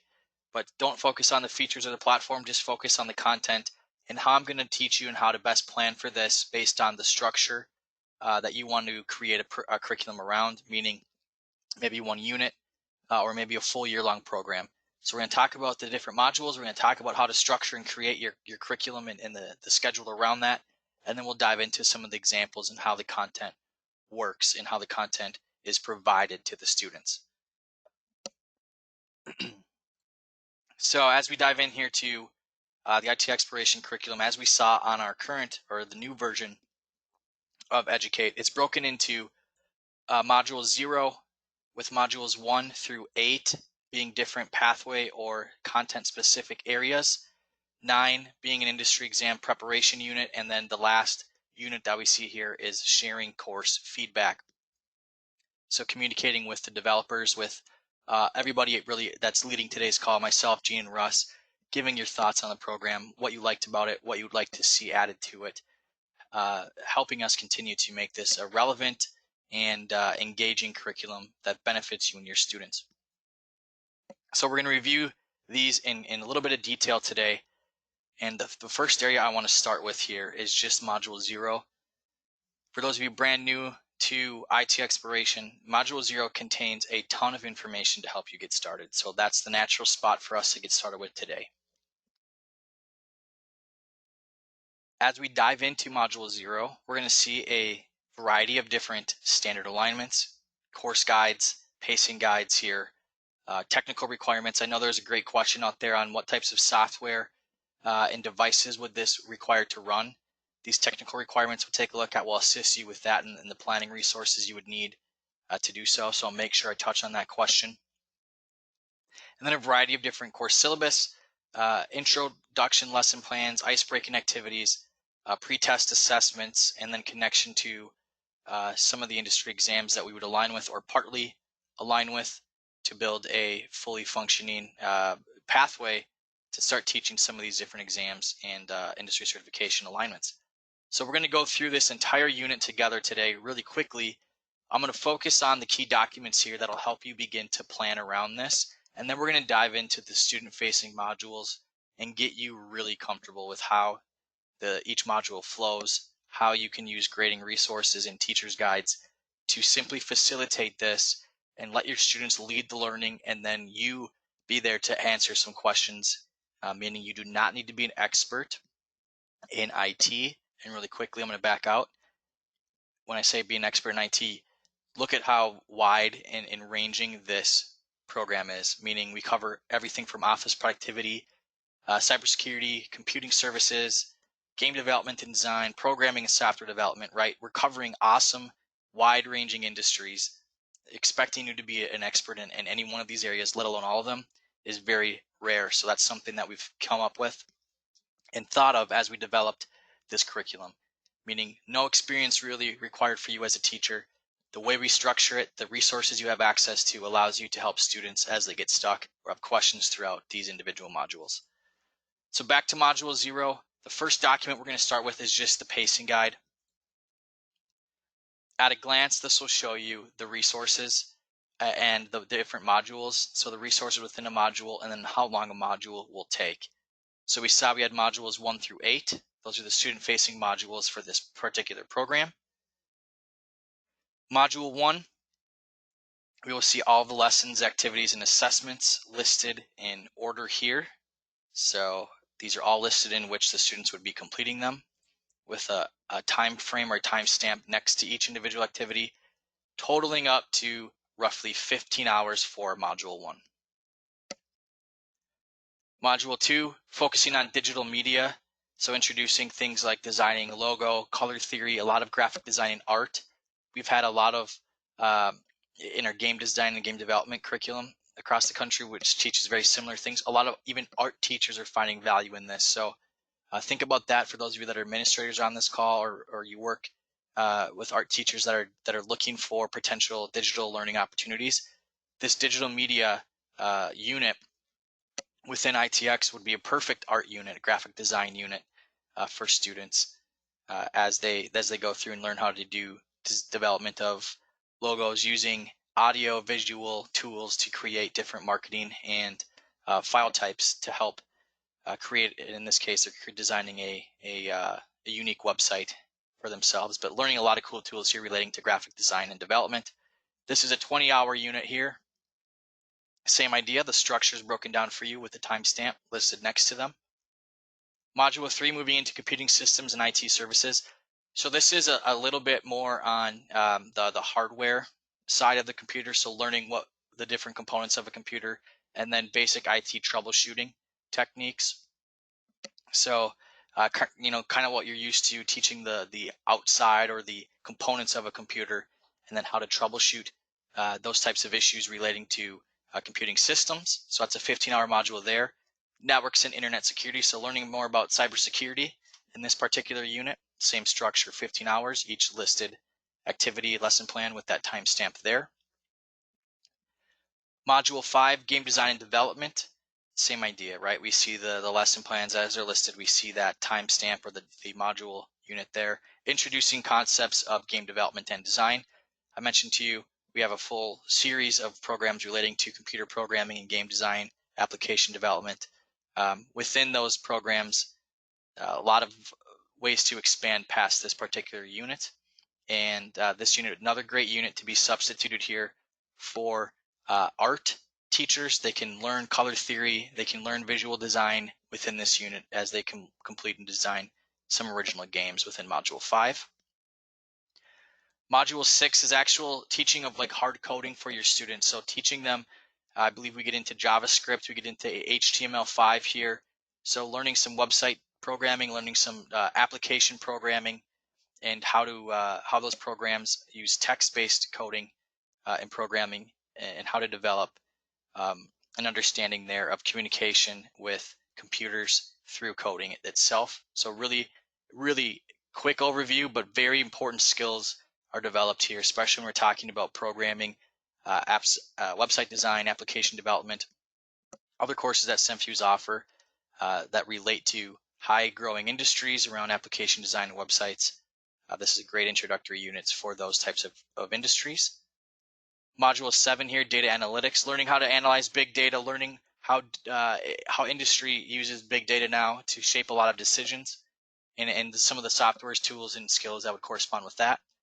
20-hour unit there. Module 8 has students focus on a potential career, has them do a little deep dive into that career, what a career around some of these fields or interested fields that these students found, what that career looks like, what companies are hiring for that particular position, what the career outlook for that position is, and has them really dive in and learn a little bit more about secondary opportunities relating to the skills and interests that they've developed and learned more about throughout these previous 7 modules. So I mentioned to you, use this pacing guide here to help structure or build your program. If you need roughly 90 hours, which is the traditional semester, 90 to 100, you have this guide here to help you with that. If you're trying to build this up to 150, 160, maybe even 180 hours to make it a year-long program, there's a ton of content here that'll help you pick and choose which modules to build your program around, and then be able to simply make those units or these modules available to your students. Next, we have the standard alignment. So we align to CSTA, Computer Science Framework. You're going to see some next-gen science engineering in here. ISTE, digital learning, digital literacy standards are tied into this. There's a ton of other standards that are brought into this as well. When we're talking to you a lot about art, a lot about programming, even business technology and business marketing and sales standards are even applied to this. So this course standard does a good job, but it's by no means listing every single particular standard as it relates. It does a really good job of giving you an overview and focusing on those 3 areas: CSTA, ISTE, digital literacy, digital learning, and then where applicable, next-gen science and engineering. So this will give you that breakdown of each individual module. For the sake of time today, we're going to go ahead and just glance at this, and I'll show you where within each teacher's guide we do a really good job of breaking this down for you. But you'll notice a complete breakdown for each individual module here: the standard, the description, and the learning objective that is taught. Technical requirements. I believe majority of this, if not all of this, can be taught on a Chromebook, so web-based. We're going to use internet, Google Apps, a variety of different tools that will still leverage Google or web-based software. More information on the software that is used within each of these modules will be found in the module teacher's guide, so I'll show you that today as well. But I believe by looking at this and my understanding of how this works, I believe 100% web-based can function completely on a Chromebook, which is very helpful for all of us here as we move into next year.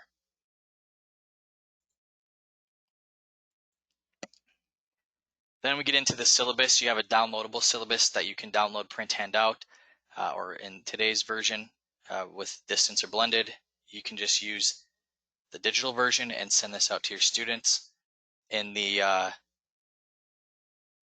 in the new platform, this will just be a couple clicks and you'll be able to just blast this out to your students, all the students connected to your class. So a lot easier to communicate and send information to your students instead of having to grab this link and email it to them. This will just be something you can post or send directly to your students within the new platform. And this just walks the students through what they'll need, a brief description of the different modules, some of the differences in the content types. I mentioned the content types that we provide within this curriculum, lesson plans, replacing textbook learning through interactive digital presentations. Activities will measure student understanding throughout the lessons. IT challenges and assessments we'll take a look at as well today within a module. And then a little bit review here of the pacing or the structure of the curriculum. So kind of similar to that pacing guide, we just looked at a breakdown of how long they'll be spending within each of these modules. Next is an introduction here. So an introduction to the ITX course itself, but also the way the reason we put this in here into module 1 is we want our teachers to get comfortable with this. We want our teachers to be able to navigate and use this, because this will be the structure of all of the lesson plans that are offered and available to the students. So if you're able to navigate this one lesson plan as a teacher, when we dive into a student-facing module, you'll notice that all lesson plans are structured in this exact same format. It's called Rise, where we're just scrolling down, interacting when necessary, clicking continue, and it's measuring our completion within each section here on the left-hand side. This will be the exact same format your students will use throughout the lesson plans. So a really good introduction to what the students will be seeing throughout their lesson plans. And you as a teacher can walk through this with your students on day 1 of class maybe and just introduce them to what we're going to be learning about, introduce them to the Educate platform, introduce them now to their expectations, reviewing the syllabus that is directly embedded in here as well. If you don't send it to them, you can review the syllabus here or simply skip through that and talk about the expectations from this particular course. So that's in Module 0, Intro to ITX course.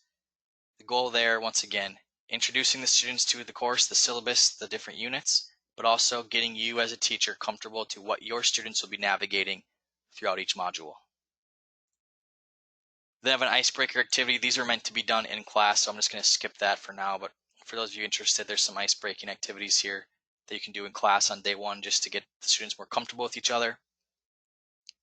Another lesson plan here, just diving deeper into the impacts of computing, where the IT industries are going, the technologies that are up and coming, just getting the students used to the industries and kind of a little bit of background on why we're studying this, why it's important here to be learning about these different areas.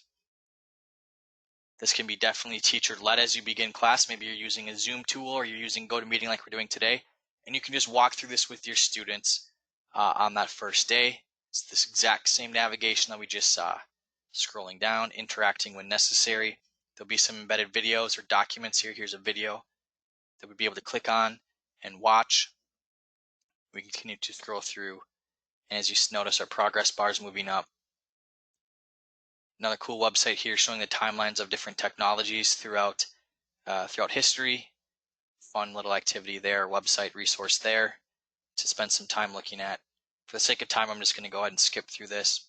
But another ice-breaking activity in a way to set the stage for maybe the first couple days of class, getting the students to understand here the impacts, the importance here of technology, specifically around computers, that they'll be noticing and that have really changed the last 30 years of the way we communicate with each other, the way we display content, the way we find information. All that has really changed, and this does a good job of setting the stage here for all of the different modules your students will be learning about. Next is the pretest. I want to spend some time on the assessments today, but we're not going to look at this one in particular. We're actually going to go through Module 1 together and dive deeper into that to get a really good understanding of how the assessments would work. So bear with me as we skip this. Next, Gene's going to do a good job discussing, especially the precision exam, shortly today, and how IT exploration ties into precision exams, and then how Gene's group has a contract and can give you some information on how to fund these precision exams and really what these precision exams look like. But at a glance here, not to steal Gene's thunder, but at a glance here, what this does, or what this unit will show you, is just the connection from IT exploration to the alignment of the precision exam. I'm not going to go through this. I'll let Jean handle this. She's the expert in this area. But this will show you the IT precision exam that the students will be taking, along with some of these learning objectives that I'll let Jean go over here when it's her turn. But we do align to industry exams here. The students, if they took the IT exploration curriculum, would then be prepared to take this exam. And as mentioned, we'll get to Jean on that as we wrap up the content of IT exploration today. One other unit, the last unit here, is how-to tutorials. These will be changing a little bit within the new platform. So the way we use assessments, the way we use assignments will change. So I'm not going to watch these with you today. Normally we'd go through these in detail, but because we just talked about the new features and the functionality with those assessments, as well as how to assign content and keep it all embedded and located with submissions and grading all in one platform, we're not going to be watching these, as these would be focused on how to do it with today's version. So what I'd rather do is jump into a unit or a module here, student-facing module, and show you as a teacher your resources, and then how a student would progress through a module, and then how to grade and use our resources to assess student understanding. So each module has this exact same outline. Every single module is built exactly the same way. So we have a teacher's guide here that starts us out for us as a teacher. Only teachers are able to see these guides, these assessments, these teaching resources. These are only teaching or available to teachers. And what these teachers' guides do for us as teachers is they break down the standard alignment, and they break down the learning objectives and provide us a very good overview of what our students will be learning about, and then the activities that will accompany these lesson plans. So you're going to see a structure here or a pattern. You're going to see a lesson plan, and just to click on it quickly, these are those RISE formatted textbook replacement, digitally interactive lesson plans with text, interactive screenshots, embedded videos or worksheets, right? We've seen these before. And then we have the activity that follows. Next, we have another lesson plan with more activities that follow. So the way this will work is, in the new platform, students will complete a lesson plan. You'll then, as a teacher, assign an activity for them to complete with that deadline. They'll submit that assignment to you in the platform. You'll be able to see all of your student submissions of that assignment, grade their assignment, send them back notes. Boom, we're moving on to the next lesson plan. I have a few more assignments that would correspond with that lesson plan, and then we would assess them through the assessments that we looked at today in the new platform that are going to give us at a glance reports for class and then individual student assessment scores on these assessments.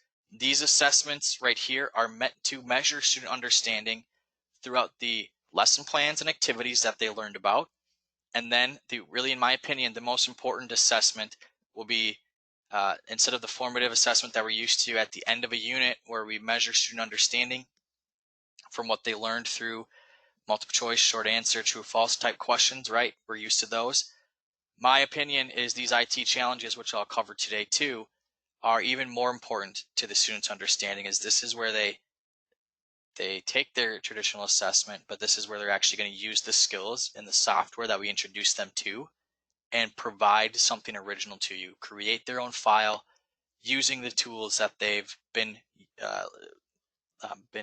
assigned to use or been developing skill sets with throughout the individual module. So we do a project-based assessment and then the traditional measuring of understanding assessments that will be provided as well. So let's take a look at how this would flow as a teacher. So going into your teacher's guide, once again available within every single module individually for you. It's going to walk you through the lessons, the learning objectives for this particular module. individual module standard alignments and descriptions. So once again, we see that standard, we see the description, and we see where it's being taught, the activities in which it's being taught, or the lesson plans in which these standards are being taught. These will be searchable. These will be able to be pulled up in the new platform. So if we test our students on this particular standard, how to incorporate existing code media and libraries into original programs, for example, we test them on that. We see a lot of our students get that question wrong relating to this description. You as a teacher, using that search bar we looked at earlier, type in this standard or type in this description, and it pulls up these lessons for you and has, or even additional lessons, which we'll touch on here as well, to hit that standard and reinforce that standard for your students. So these standards will be available to be searched, will be available to be keyworded and pulled up with the corresponding lesson plans and assessments activities that correspond. The rest of this teacher's guide now walks you through each individual project. So this is the Intro to Office Productivity lesson. So what this is showing you is Intro to Office Productivity is going to take our students roughly 45 to 90 minutes to complete. Here's what our students are going to be learning throughout this lesson plan right here. They're going to be learning the basic vocabulary in office productivity, the importance of office productivity skills in IT, and we'll be able to identify office productivity software in the field of IT. So if we look at this, we're scrolling through and we're learning these different objectives here within this lesson plan. Next, we go into the materials required. So I mentioned to you, right? Each teacher's guide will provide you with information on the software or what it's going to be required to be learning. These are good. This particular lesson will only require internet connection. However, when we scroll through the teacher's guide, it's going to show you that these will require either Microsoft Office tools or G Suite tools to complete. So this particular lesson, because it's just a lesson plan, only requires internet connection. These other ones, these activities here, will be using Microsoft or Google tools to introduce emails, Word documents, presentations, and spreadsheets. Next, we get into vocabulary. The vocabulary terms introduced in this lesson plan here. So we're only focusing on this particular lesson plan right now within the teacher's guide. So we're introducing these types of vocabulary terms. Next, the instructions, how the student should be going through this, how do we provide access to them, what we as a teacher need to know in relation to this lesson. Any warm-up teaching notes, things that you could do to introduce or reinforce the lesson plan yourself. As a teacher, you probably will not have time to go through each of these individual lesson plans or the entire course. We talked about this being up to a year's worth of content. So the understanding or it's almost unrealistic for you to be able to go through each of these lesson plans and be prepared within your first year of teaching. So these warm-up teaching notes here to help you introduce and act like you actually understand what you're talking about to the students, and helps you set the stage to something that you might not have gone through at this point. And then we see these accompanying activities. So these are where we pull up those different activities that correspond with this lesson plan and begin to use some outside tools. Okay, so these would be known as assignments in our upcoming version of Educate. Anything with this activity is going to be an assignment that the teacher would assign to the students. Students would send in a file or a link to that file, and the teacher would grade these activities with your teaching resources, which would have answer keys to these different spreadsheets, the different rubrics for the challenges or projects that your students will be doing. So these resources here will help you grade these different activities your students will be completing, allowing you to assign them out, allowing your students to send them in to you within the same platform, and then allowing you to grade using those resources. The rest of this now will go through the other activity, the other lesson plan, which is the essential tools and skills. Same thing, walking you through those standards, those learning objectives, materials. Here we're going to need those Microsoft Office and Google Apps for these accompanying activities, which should be the activities listed below here, which use those different tools. And then teaching notes, the activities that we'd be using. So we're going to do typing first, we're going to do word processing second, using spreadsheets third, designing a presentation, and then we have additional resources right here that we could be pulling in to add in some hours or some additional content reinforcement to a unit. Okay, so we've completed lesson 1. Activity 1, Lesson 2, accompanying activities sets of 2. So these would all be corresponding to this lesson plan, following along with the instructions provided to you in the teacher's guide.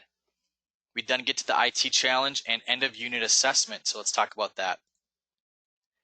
So these activities would provide your students with instructions. I don't really want to spend a lot of time on this. We're all familiar with Google tools and Office productivity tools. So Word documents, we're introducing spreadsheets, whether you use Microsoft Excel or you're using Google Sheets, presentations using Google Slides or using Microsoft PowerPoint. We're just getting the students comfortable with those tools and these assignments. They would then be able to share those files with you. What we want to wrap up with is, do the students understand those different skills and those different tools when they'd be used, how they're used within industry? That's what we measure here in the assessment. So just really quick, I want to show you the feature here. I click on this assessment, right, and it takes me to a new field. It then requires me as a teacher to create my own template and then send a link out to my students. So this is the current version. We'd have to do a few clicks. It's still quite simple, but we would then make any changes to this assessment here, and then we would send it out to our students via email or via a link to complete. There's no way to assign a deadline to this. There's no way to assign a start time to this. It's once the students receive that link, they can then have access to that link until we as a teacher shut off access. Within the new platform, this will be 100% embedded in here. It's not going to take you outside of this browser tab into a new browser tab. It's not going to require you to send out a link to the students. It's going to allow you in 2 clicks to open up the assessment and then notify your students within the platform. They'll then be able to take it within the platform and automatically grades for you, providing you the reporting we discussed earlier. So a lot easier than what is currently available now. And then just a quick look here, we're measuring the understanding in that traditional way that we're used to: multiple choice, matching or true false, some short answer in here as well. Having the students document their understanding here of the tools and vocabulary terms they learned. Okay, that's what these end of modules assessments will look like for all of those modules 1 through 8. The IT challenges, these are going to be different now. These are going to have different format for each one, where we actually are going to have the students use and leverage the tools and skills that they learned within these modules to send that into us as a teacher through original design, allowing them to not only send in some cool projects to you as a teacher using the software, but allows them to keep those files and build a portfolio of different tools and software that they've been using throughout this project, and build a portfolio of those files to possibly take it to colleges, to include in resumes, to include or show to potential internships or career opportunities. They'll have an awesome variety of different files, and even just for further learning in the future, right? If you have a portfolio, I'm going to back out really quickly, portfolio of different office productivity tools, of digital media tools that you've used in software that actually shows your skill sets for all of these different areas. As you begin to dive into one maybe that you're interested in as a student, you now have a starting point. You now have a understanding of, hey, I remember doing this. Here's that file I use. Here's the programming or the digital media tools and concepts that I put into this. You have a starting point and a really cool file to bring with you, whether it's to a CTE pathway available past this or as those other opportunities I mentioned. So I want to focus on that here today, as I believe that's very valuable for our students to have as part of this curriculum. So those are the IT challenges. Each module will have an IT challenge. And then in the resources we see, in your teaching resources, we see the grading rubric for that. We'll take a look at that as well. But the IT challenge is to provide a challenge to the students now relating to the module itself.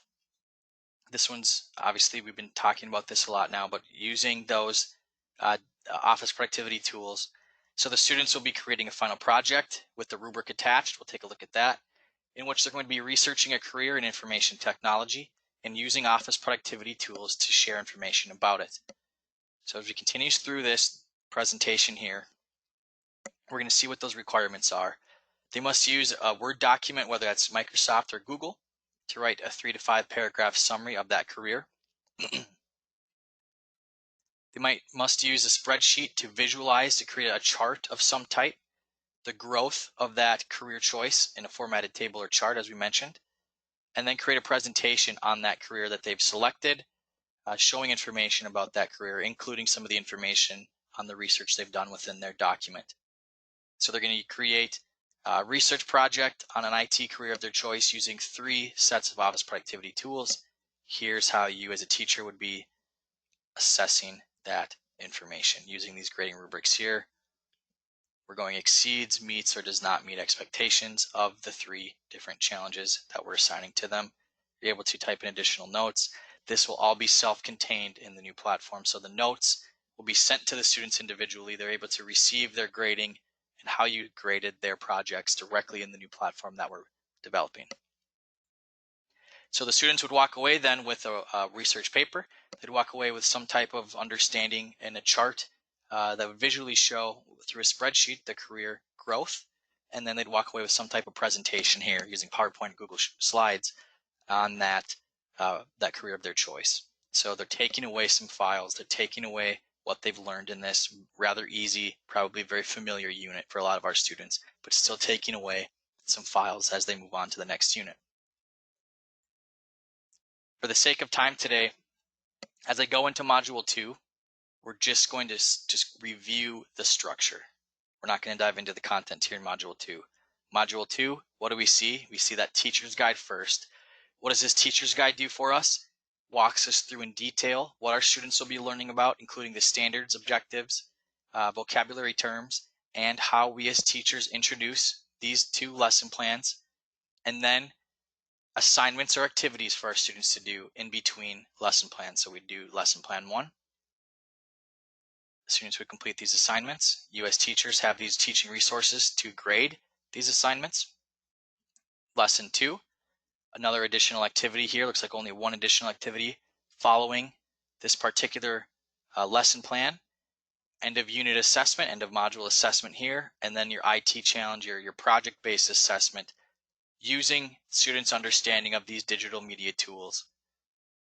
Additional resources here to bring in to extend certain areas, or as your students complete the assessment, if you notice weaknesses, for example, if they need additional understanding on audio design, let's say they got a bunch of questions wrong within the assessment, you pull up your additional resources and you now have additional projects to bring into the classroom, or just natural ways to extend a module if you want to go above and beyond what the pacing guide suggests for that module. So either use as remediation techniques or just additional activities to extend a particular module is what is included here. Assessments will be self-graded. You'll have grading rubrics for the challenges to assess the students' project-based assessments, and bear with me while this additional resources pulls up. Then you'll get an idea of how that works. So really, guys, if you can teach 1 module, you can teach all of these modules, as they're all providing you as a teacher the exact same resources, documentation, and assessment tools.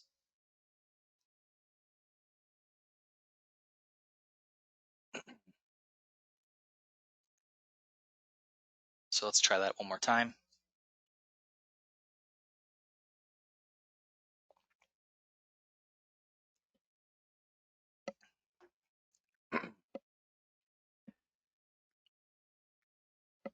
Bear with me here. Sometimes this webinar system does slow it down a little bit.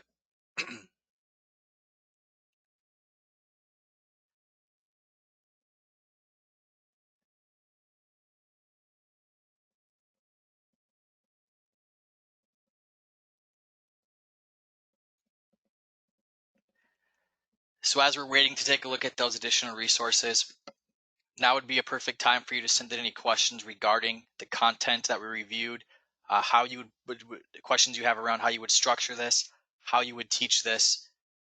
So we're going to come to the end here of the content section of this, and I'm going to hand it over to Jean here in just a few minutes. She'll dive into the connection to industry exams, as I mentioned to you, and she'll come into or she'll bring some information here in terms of accreditation to Minnesota colleges for this program as well. So before we transition to Jean, any questions on how this program is structured, how you can use the resources and tools here to begin to teach this? We want to get those questions answered at this point.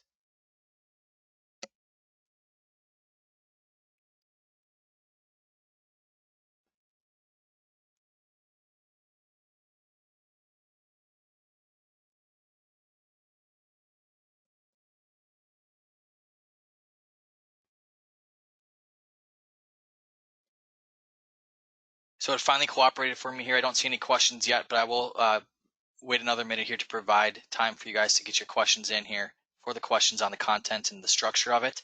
But while we're waiting for those questions to come in, here's a look at those additional resource activities, giving you a variety of different activities, readings, and projects to bring in to a unit as a way, once again, to extend the unit, adding more projects or content to that unit, or as remediation tools to help students that were had weaknesses within the curriculum or the assessment analytics that were provided to you as a teacher.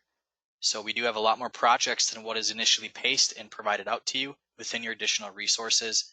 These are great ways to continue learning and building additional skill sets within a particular subject area or module area.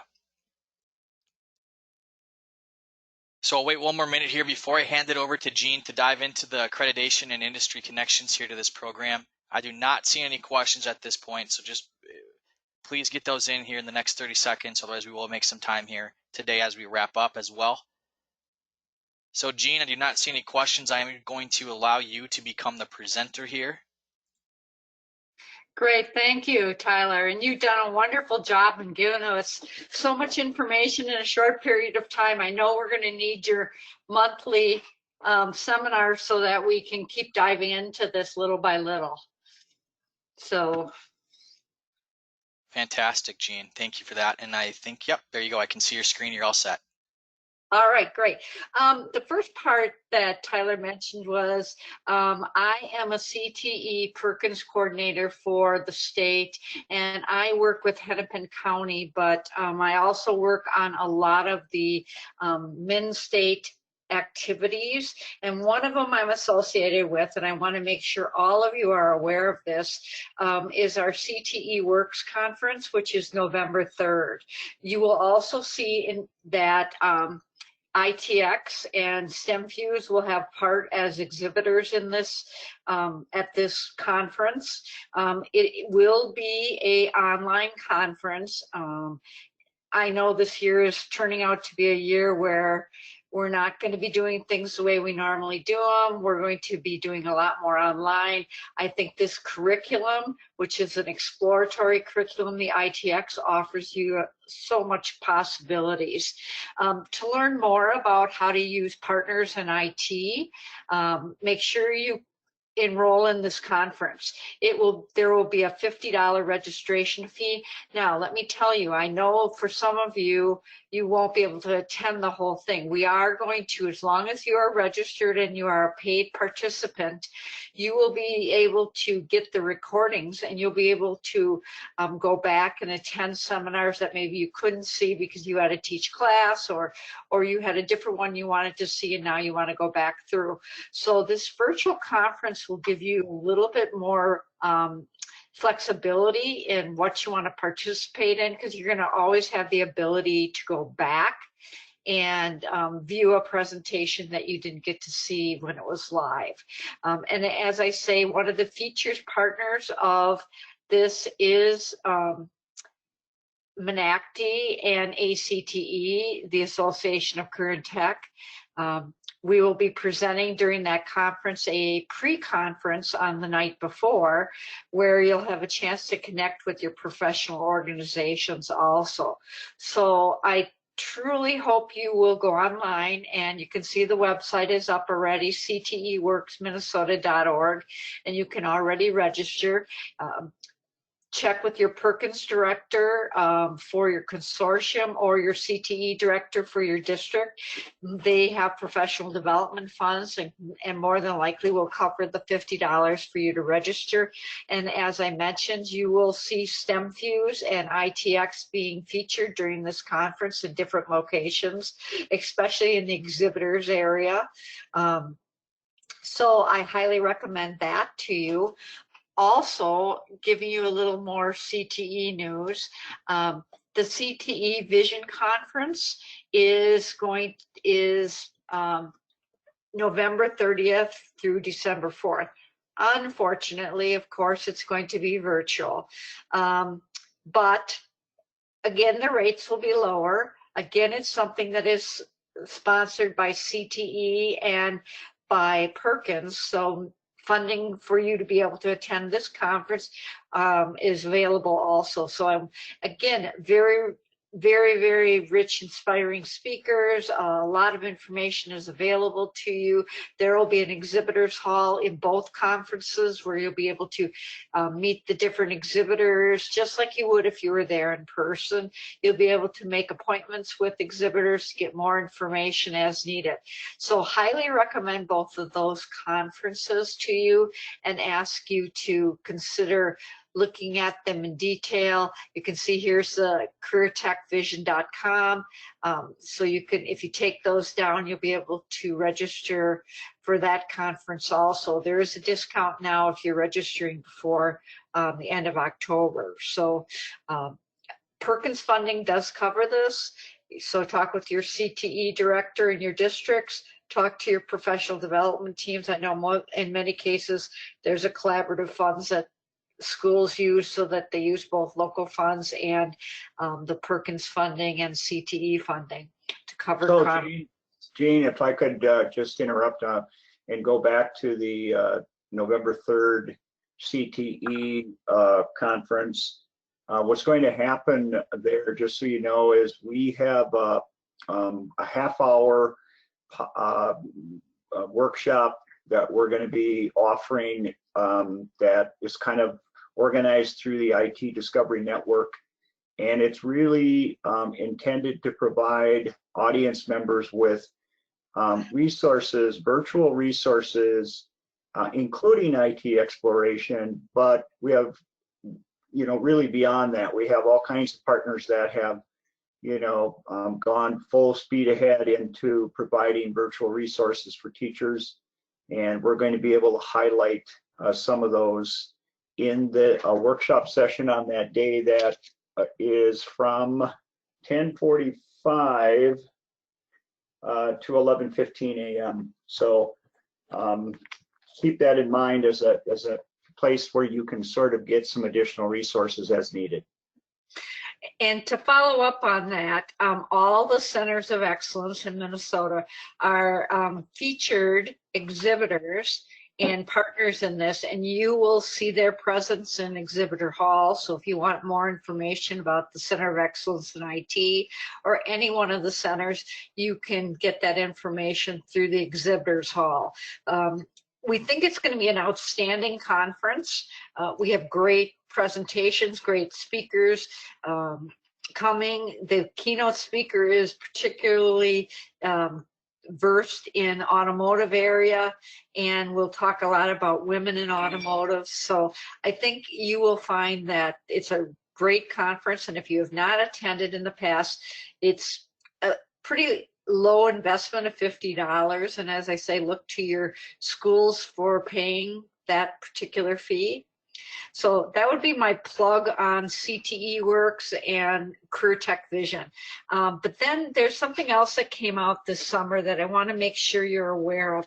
MDE produced a guidance document for CTE and how to implement CTE and programs with this new hybrid digital learning or even in-person requirements. And that is available. There's about 6 pages of guidance. And if you did not see it, your district's superintendent did get a copy of it, and I would request a copy from them. But if you can't get a copy from your district superintendent, please just let me know. I can forward a copy to you, because it gives you helpful hints about, and also some requirements of things to think about, because some of you will be in person, some of you will be hybrid, some of you will, which means you're going to be the combination of in person and also online. Some of you are going to be strictly distance learning. This gives you some good guidance and leadership in regard to that. And that is available to, you know, anyone in CTE. And again, as I say, your superintendents did receive a copy of it, and you can get a copy from your superintendent, or if you can't find one there, just email me and I'll be glad to send you send it to you as an attachment. Now, The other things I wanted to mention, and I know we talked quite a bit in the conversation earlier about how all of this curriculum is aligned to standards. And that has been a big push across Minnesota, that we take all of our CTE courses and we align them to standards. And we here with the ITX curriculum, our first venture, and now if you look, there were other standards that we're definitely involved in now, but the very first one we were linking with was Precision Exams. And Precision Exams is a vendor that Minnesota has been using for about 4 years now, 5 years, and have been they offer a tremendous amount of different exams. If you look at it, here's the list of the exams. It's not just in IT, but it's in all of your CT areas.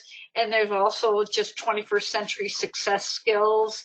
And there's finance skills, preparing for career and college readiness. So it goes beyond just IT. We linked the ITX to an IT test, but again, under the information technology, there are many, many other opportunities, and there's many tests underneath that. We picked the one that aligned the best with our curriculum, which was the information technology fundamentals. Now, I will tell you, in all honesty, there wasn't a precision exam that covered every one of the modules, because this was designed to be an exploratory. As a former business and technology teacher, I used to teach a course that was called Intro to Computer Technology, and I taught every one of these units that you see as an exploratory course. And at Wayzata, it's still being taught. I think it has a new name now, but it is still being taught. And the idea was, if you took this course, at the end of it, you had this overwhelming knowledge as what your likes were, and just enough knowledge to make you kind of dangerous, but not enough to make you fully competent in an area. And we were hoping at that point that either a high school or a college would follow up with a more in-depth full course in something. You can't get a full level of learning how to do hardware or software. I mean, we have modules on it, but it's going to just give you enough to get your interest in it. And then hopefully maybe your school offers, for example, with the hardware and software, maybe they offer an A+ certification class. That would be a great follow-up, because then they could become certified in the area. Now, back to my point though, in the information, we chose the information technology fundamentals test because it included everything but gaming. And so if you use that test, just be aware that it will not cover the gaming portion. Now you can see there's a gaming developmental fundamentals test, and you can always look at the knowledge and skills. That when you just click on this, it always shows you the knowledge and skills, and you could then decide, okay, did I cover enough of this? Would they be able to successfully pass a test like this, or is this test too in-depth for me? Now, Precision Exams, as they work with Minnesota, has been doing a lot of different things. Number one, they are recognized in many states as a industry standard testing, because all of their tests have been looked at and certified by industry. And so it doesn't matter, what test you're doing, they have industry partners that have looked at their tests and said, yes, these are valid questions and these relate to things we do in the industry. So as you go back through this, as you go back through all of this, you can see the different things that they have done, and you can see all the standards. Generally, the most common question is, okay, if I use Precision Exams, how much is it going to cost me? Well, it's going to really vary where you live in the state. A lot of the consortiums have agreements and contracts with Precision Exams, and they put together a contract so that any school in their consortium has no expense. They can use Precision Exams all on its own. But again, you have to check with your Perkins coordinator. Now, I'm from Hennepin West, and yes, we have that agreement. Southwest Metro, they also have an agreement like that. Oakland, they also have an agreement like that. So there's many consortiums that have put together agreements with Precision Exams and have free access to every one of their exams, and it costs their teacher nothing. After the student has taken an exam, they receive a certificate that you print out for them, and it shows if they passed, obviously. It shows to you what the test was they took, and on the back of it right here, you'll see it shows you what the outcomes and competencies they passed. So that's great for college resumes. It's great for applications. It's great if they're going out to look for a job, and they then can say, okay, I have this career skills certification, and here's what I learned, and here's the information I have knowledge and skills in. I didn't mention to you, generally, if you are not part of a consortium that has an agreement, it's usually anywhere between $8 to $10 per test, per student. So the first thing you probably want to do is check to see if your consortium does have an agreement with Precision Exam. If they don't, check with the rep, Ivy Harris, and she can definitely get you the information, and she can give you a quote as to what it would cost you to use Precision Exam. But just keep in mind, if you teach our curriculum, the ITX curriculum, through the STEM Fuse model,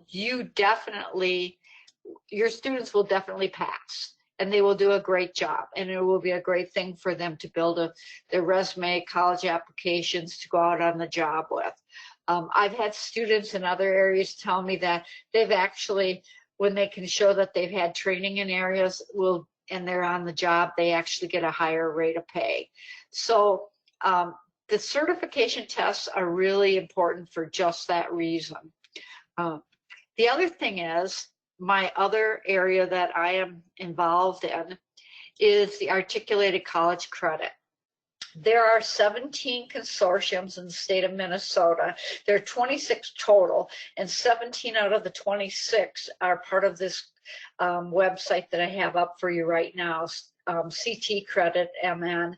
And you can see the colleges right here that are participating currently. And what this says is that they are willing to give students credit for courses they've taken in the high school and have met the standards in the agreement. It is really beneficial to a student because if they meet it, they don't have to repeat a course in college, or if they do have to take the course, they have a discounted rate because they met the standards. So, all right, are there any agreements in this area? That would probably be your next question. Yes, there are. And if I look at this, I can go ahead and I can go in here and I can look at information technology, and I can search and I can find, okay, is there one? Yes, there is. There's IT exploration right there.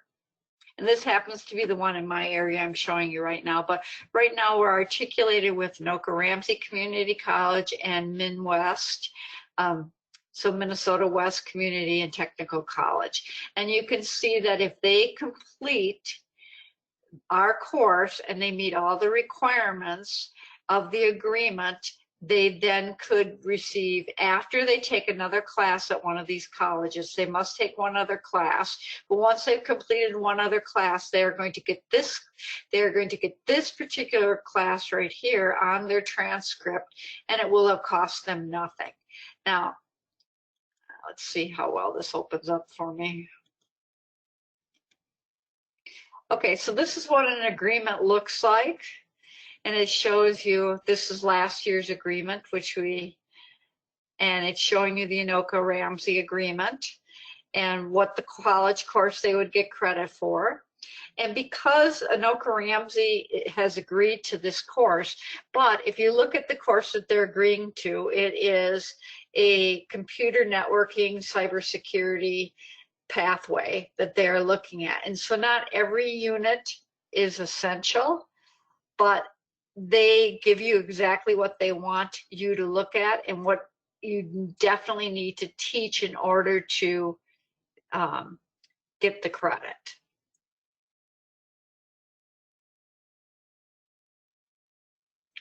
And if you look at it when it talks about assessments, they definitely would like to see that you took either the precision exam or you took the ITX NACTI exam. And either one of those would be something that they would be happy if you participated in, and therefore your students would definitely be able to get credit at Anoka-Ramsey for this course.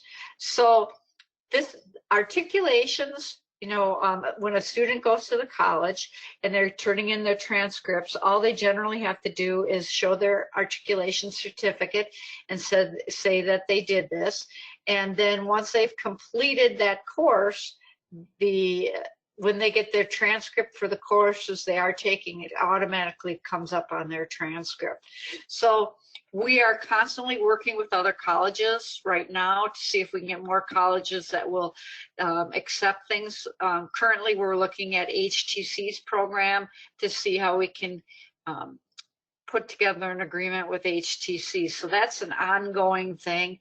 And, you know, it's something that if you need more information about or you want to talk with me more about, feel free to go ahead and reach out to me at any time.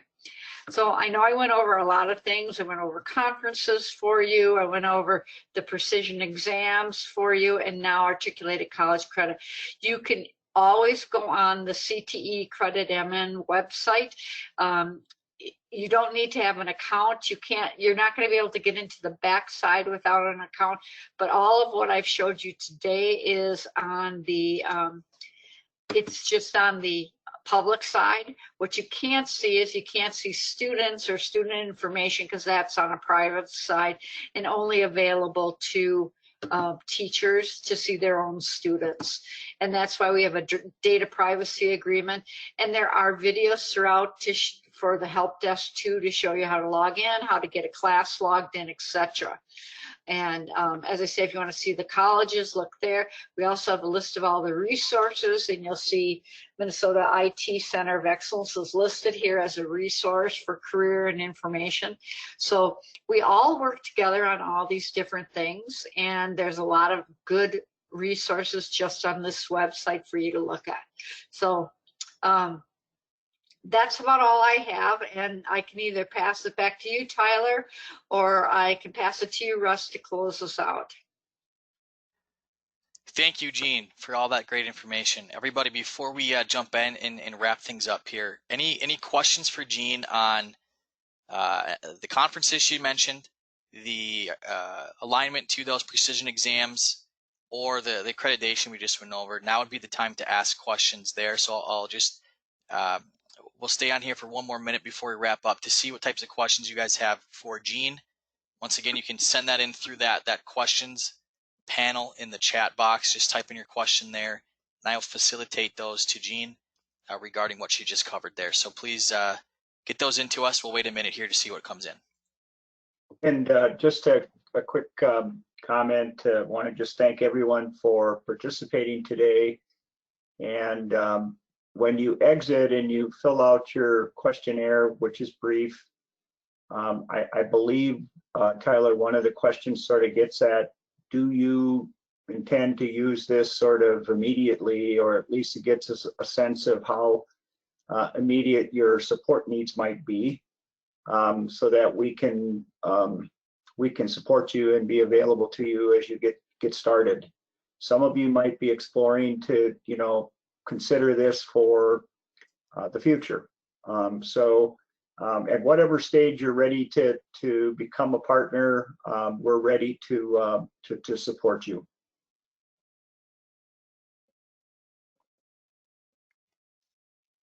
Fantastic. Thanks, Russ. We did get a question come in, but it looks like it's just a general question here, so I can answer that. Leah's question was, I noticed the technology requirement of course. Chromebooks were listed. Can this course be completed using iPads? Leah, a majority of the instruction is accessible via iPads, but some of the software used, especially when we get into some of that more advanced with the programming as well as some of the game design and development, even some of the digital media software, do not work best on iPads. And the reason being that iPads are just simply not used in industry for development. So some of the units will be fully functional with iPads, and some of them that require a little bit more advanced software will not be. However, all of your teaching resources, all of the assessments, as well as all of the student lesson plans for every module will be available to be completed using iPads. The only requirements outside of iPads will be the software students use, and that depends on module by module.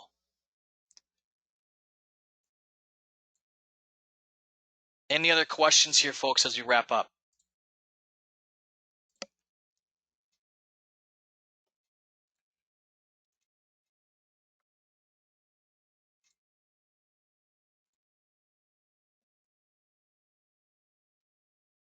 I would just bid farewell to people. Thank you for coming. Tyler, wonderful job. Gene, wonderful job. It's a pleasure to work with you. And folks, once again, we're here for you at the point in time you're ready to do business with us. Thank you so much. Thanks everybody for your time today. Thanks Russ and Gene. We will be in contact with you following any thoughts or comments on that survey. And we wish you the best of luck as you begin next school year. Thanks everybody. All right, you bet. Thank you.